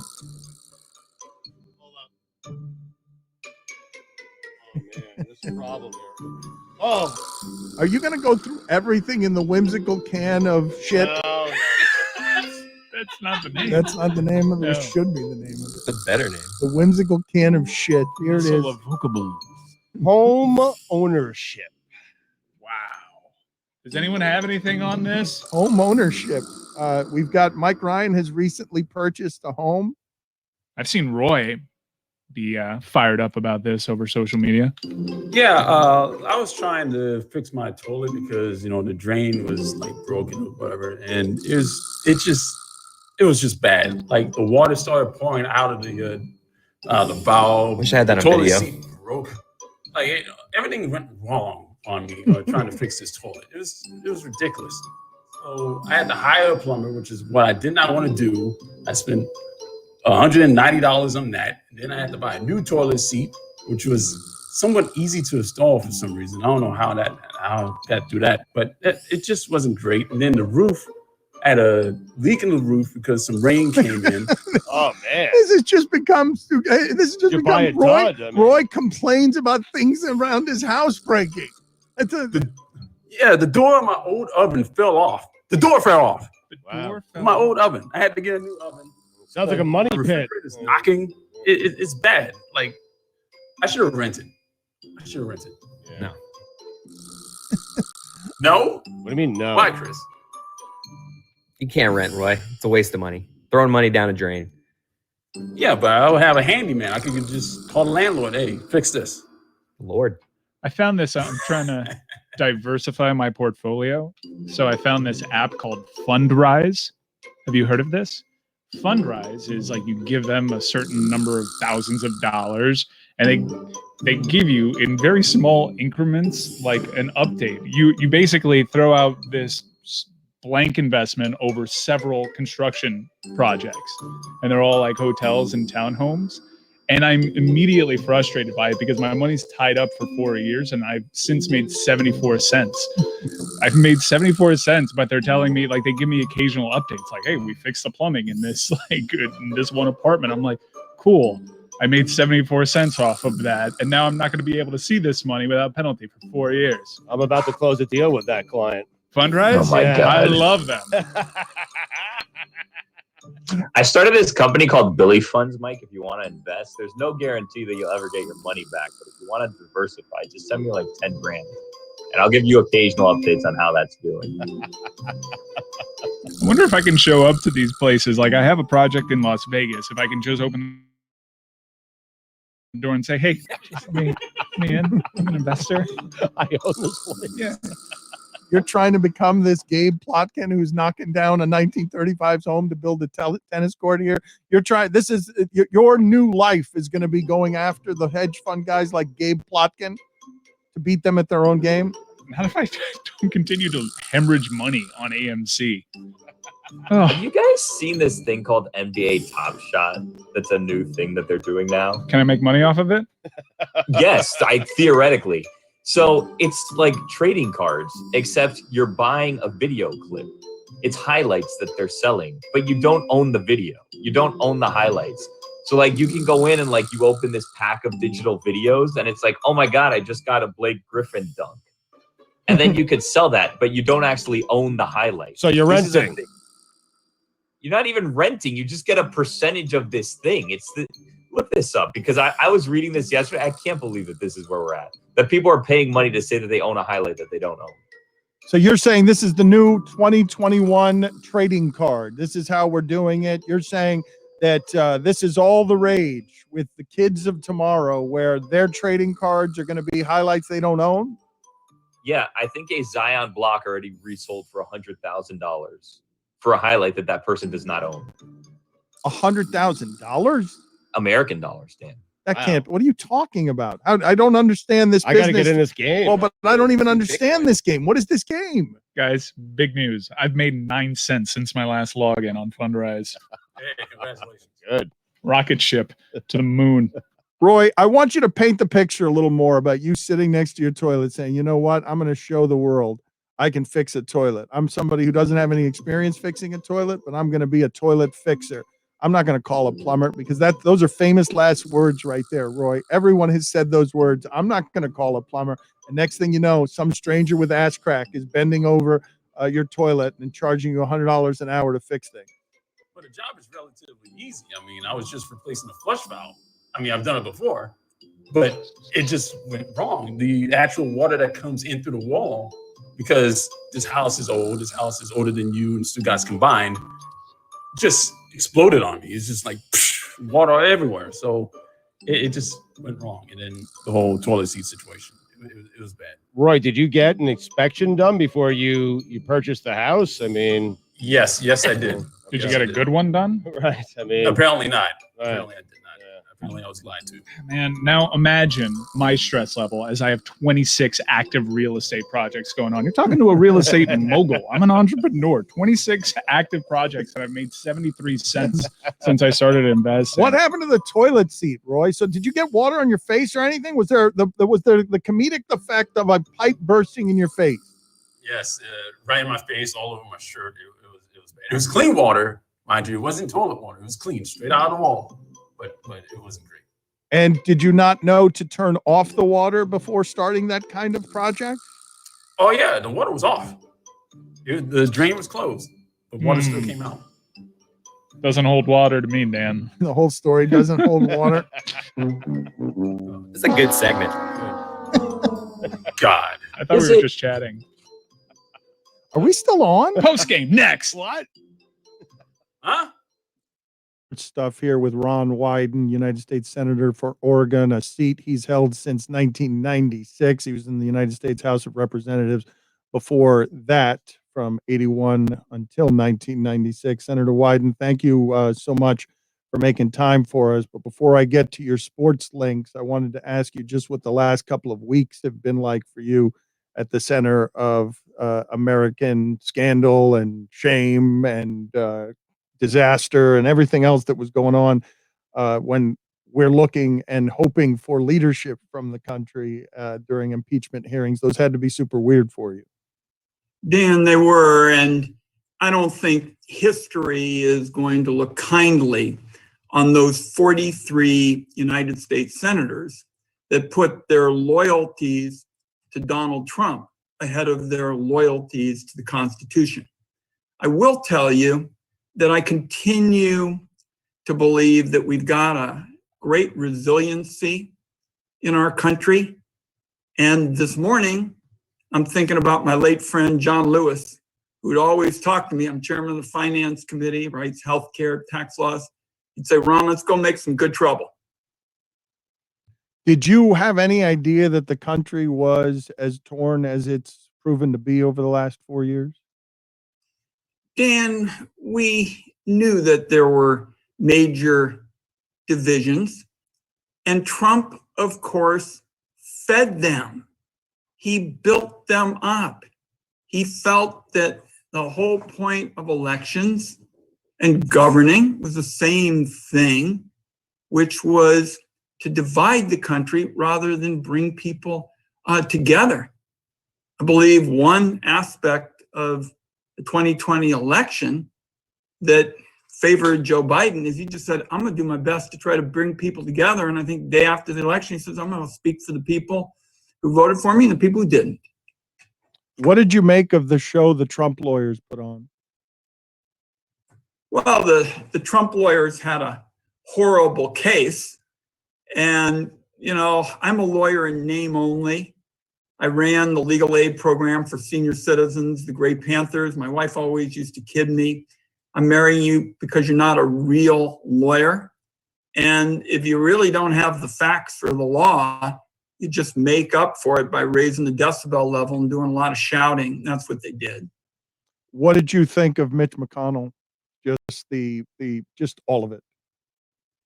Mitch McConnell, of course, empowered Donald Trump for a full 4 years. I mean, there's just no question about that. And he and Donald Trump, one of the aspects, again, history, I don't think is going to look favorably on, basically went out and rebuilt the judiciary to be right wing. And I believe those kinds of judges on a number of cases are going to be for turning back the clock. At the end, of course, Mitch McConnell, he does this often, wanted to have it both ways. He voted for acquittal and then said all the things that would have justified a conviction. And I think he did that as well because he was looking to his political base. Apparently he wants to run for re-election. So I think all of those were factors. Senator, the day the Capitol building was attacked, what was it like for you? Can you articulate it for us? Can you walk us through what that experience was like for you? It was, in a word, horrifying. And my calling card here at home in Oregon, I'm sitting at my kitchen table. So I have town hall meetings, throw open the doors. We've had some tense situations, but nobody had ever seen anything like this. I mean, you had the domestic terrorists, and guys, make no mistake about it. These were domestic terrorists. Domestic terrorism is using force to get your political agenda, and they didn't want to have the votes counted because they knew Joe Biden and Kamala Harris would prevail. And we were very, very close to a situation where they would have broke through the doors. And I think that we would have had more deaths. So as you see what play out, as you see, I mean, you knew pretty early in that impeachment wasn't going to end up anywhere other than where it did, right? As you see it play out that way, you feel how about what's going on in our country and how our country just looks with all of that, where at the end you just have a protect the power, protect the money, protect the party, even if the party comes apart in splinters because this guy has taken an axe to it. 2 points. One, around the world, people were looking at what happened, many watching it on live television, and they, in effect, said, we thought this might happen in our country. We never thought it would happen in America.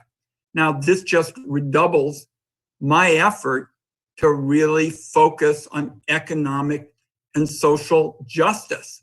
You know, I have a big bill with respect to mental health. I mean, we've seen mental health claims go through the stratosphere. A lot of the tension is on the streets. Police versus mental health and the like. I've come up with an approach called cahoots so that when a call comes in, the police and mental health folks are working together to try to determine the nature of that challenge on the street. So this has just redoubled my efforts, Dan, to try to go out there and help people. I'm Jewish.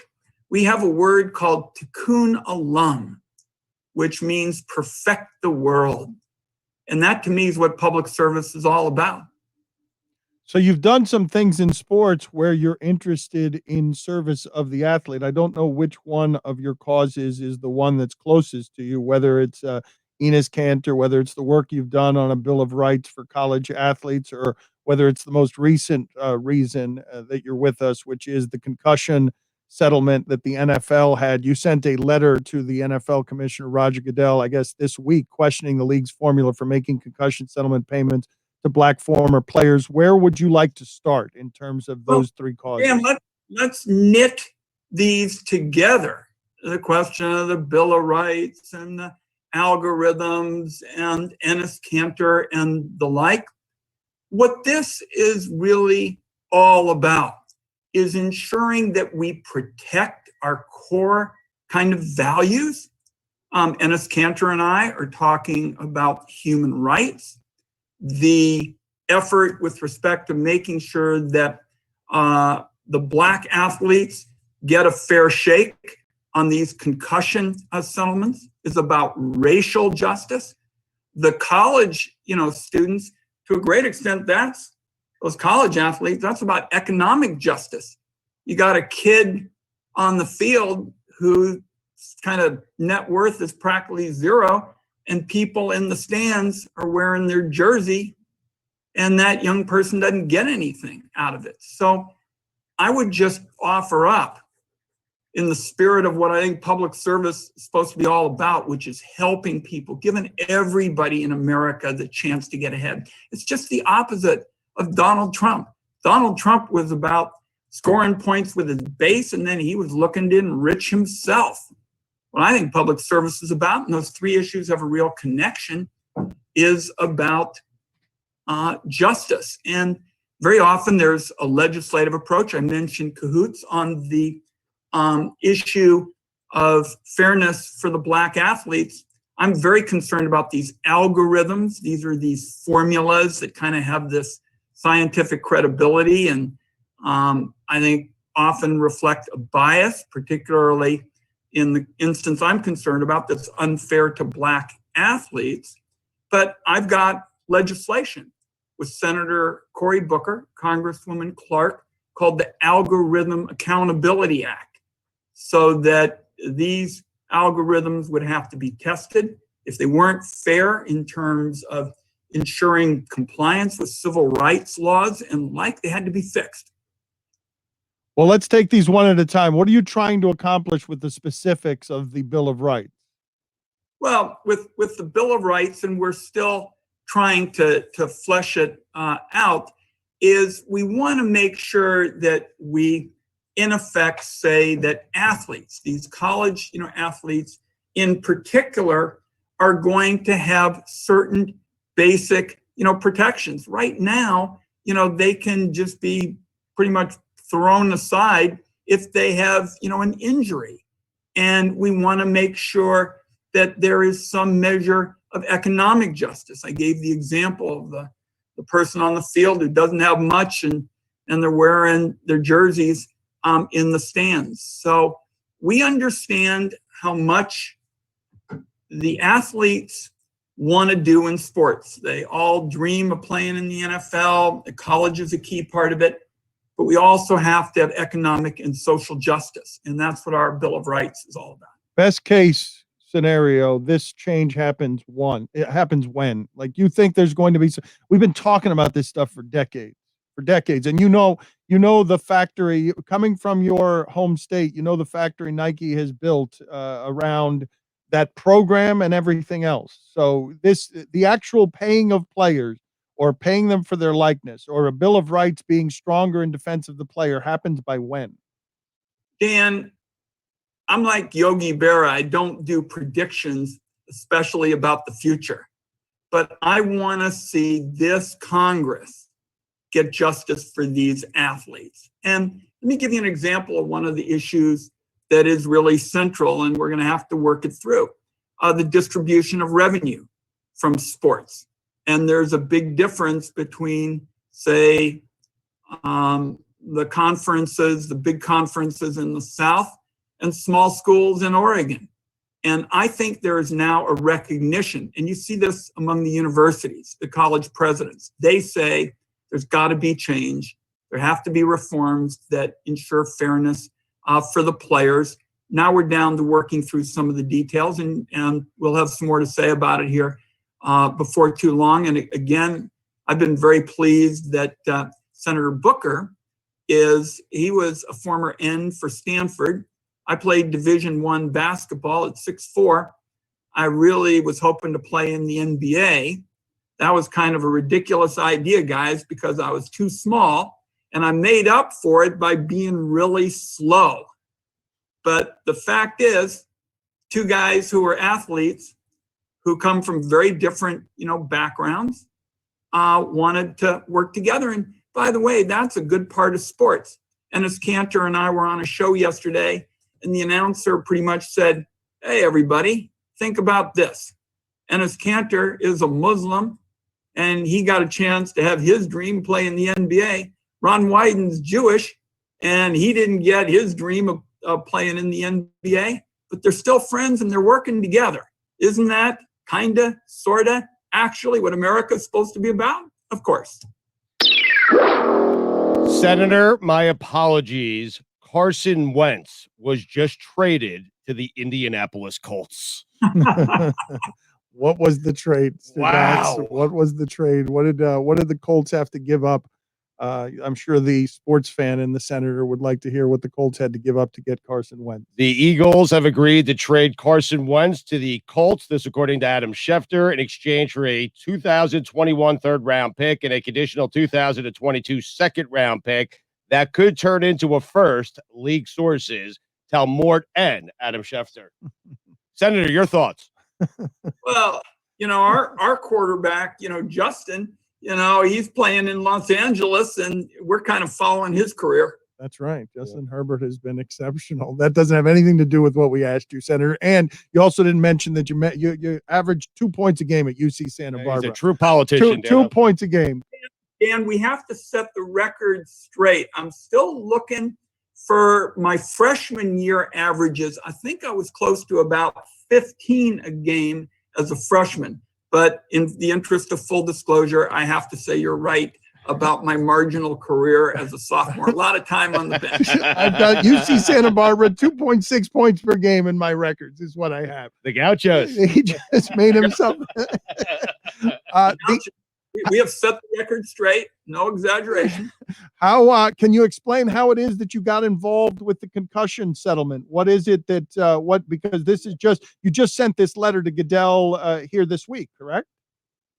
No, we sent it some time ago, Dan, a number of weeks ago. But look, I think we've talked about Cory Booker and I and the Bill of Rights and algorithms and the like. What I was really struck by is that this question of fairness for the Black athletes was really right at the core of justice. I mean, I'm concerned that the NFL is using a formula for these payments that assumes that Black players have lower cognitive function than white players. That is a showstopper.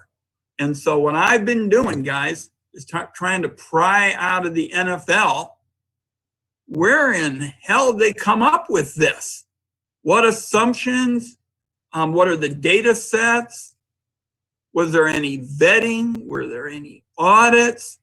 And Dan, I'm kind of a tech guy. I mentioned the Algorithm Accountability Act.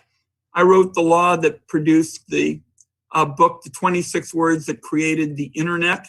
Basically kind of set out the policy. It's also known as Section 230, the Internet Tax Bill. Some of you guys might, when you're signing documents, use my digital signatures law. So this brought it all together for me. Sports, technology, and by the way, guys, this is not taking place in a vacuum. We're having a big debate about civil rights law in our country and about justice. We haven't even talked about George Floyd. So this really brought it all together. Senator, thank you for giving us the time. We appreciate being able to peer into your kitchen. Anything delicious in there? Is there anything in there? Is there anything in there in the fridge that is a special weakness that the senator will get into at midnight just because it's in there? Well, everybody in sports, guys, and Damian Lillard always talks about it, loves peanut butter. And peanut butter on wheat toast is in my, that's what's in my fridge. Right now, the wheat bread and the peanut butter is ready to go for the mid-morning snack. Excellent work. $1. Yes. Thank you, Senator. We appreciate you being on with us. Thank you, sir. Thanks, guys. Thank you. All right. And I don't think anything says weekend and head into the club like Ron Wyden. So let's open up the club and send everyone into the weekend on a Thursday. Thank you, Senator. We appreciate it. He wants to stick around for the club, it seems like. You can stick around for the club if you want. It's going to be a little strange to him, but the show's... I got to get out the door, guys, but I do want to make a request. I want to come back, okay? All right. We will. Well, sure. We'll have you on again. We'll talk sports with you. Thank you, Senator. We appreciate the time. Thank you, guys. We'll see you Monday. All right. Talk to you on Monday. Experience that feels something like the simulated ESPN news broadcast. What are you guys smiling about? What's happening back there? Why is Stugotz smiling? Why is Mike Ryan smiling? Why is Billy smiling? I have no idea why they're smiling. I mean, I'm smiling because we're done. This feels dangerous playing that song. Yeah. Yes, Billy, what are you smiling about? I mean, I saw someone on the Twitch. What if we replaced Tim Kirkstrom with Ron Wyden? Looks like with Ron Wyden every week. Probably a waste of his time. What is the first sound that's allowed in the club? When did the once lowly sneaker become the trendy superstar behind a red velvet rope? Yeah, he came out. Greg Cody came out against sneakers this week and claimed to own only 3 pairs of shoes, and I believe that 3 pairs of shoes is what he's down to. I had the under. Is that our first senator? Didn't we did a show many years ago where we had like a politics day or election day where we had Tom Osborne. We had like 4 or 5 senators. We ever talked to Jason Spezza? I'll show myself out. Who else is in the club? You set yourself up for that one? I can't. Wow. You're saying he hasn't contributed anything in 5 years. I'm telling you that the people who study this stuff give him a ranking. They should study harder. That is Pro Football Focus, as Stugotz likes to say. 4 of the last 5 years, less than 5 All right. sacks for a guy whose job it is to sack the quarterback. Okay. Hey, he's not good. All right, so AJ Klein had 5 sacks last all right. year. AJ Klein. You love that. I did. What the the Texans doing? Oh, wait a minute. What's the rest of that? What's the rest of that? They hire a 65-year-old white head coach who's never coached before the NFL. I will apologize. You don't need to apologize for anything. I need to apologize. They are my weekend observations. I said what I said. I had no idea, and I apologize to Jonathan Coachman, who has tweeted at us, and he's upset and has every right to be upset. I honestly, and anyone who knows me will understand this and believe this, I honestly, until after the segment ended and we went to commercial break, had no idea that Jonathan Coachman was black.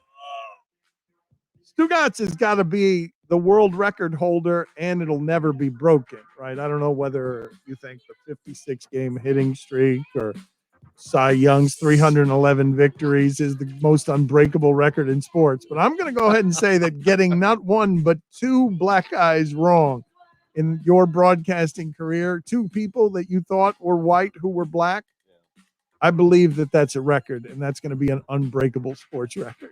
You know how many shoes Greg Cody has and wears in a given year? 3. Chris, how long has your father had those boat shoes that he wears everywhere? How long? They smell so bad.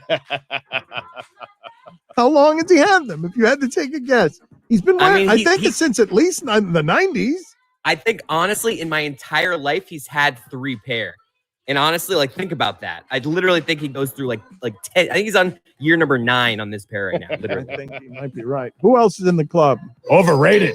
PFF is what I call it. Should have my mask on, man. You're right. You had a Hall of Fame worthy show today. Who else is in the club? Mandrill. He would take his penis, he'd put it on the floor, and he'd take his hands and he'd take the penis and knead it like a roll of bread on the floor, back and forth, leaning on it like this. Mystery Crate, check it out. Sex and the Animals, Ron McGill. It's very good. What's Mystery Crate going to have in it tomorrow? What are we going to get from Mystery Crate tomorrow? Stugotz just told you he's trying to ensnare Dwight Freeney, turn him into a podcast star. It's going to be Dwight Freeney. And who else did you say was going to be on Strategy? We got Dwight Freeney and Tony Baselli coming on this week. Very excited. And Billy, what do we have in Mystery Crate? That's a mystery, Dan. If I tell you, it's not a mystery. Who else is it a mystery to you? Because I suspect it might be a mystery to you. Who else is in the club? The caravan of mostly Central American immigrants is now in the Mexican city of Oaxaca. It's going to make me laugh for a long time. It's even funnier as video. Thank you. We will talk to you again on Monday.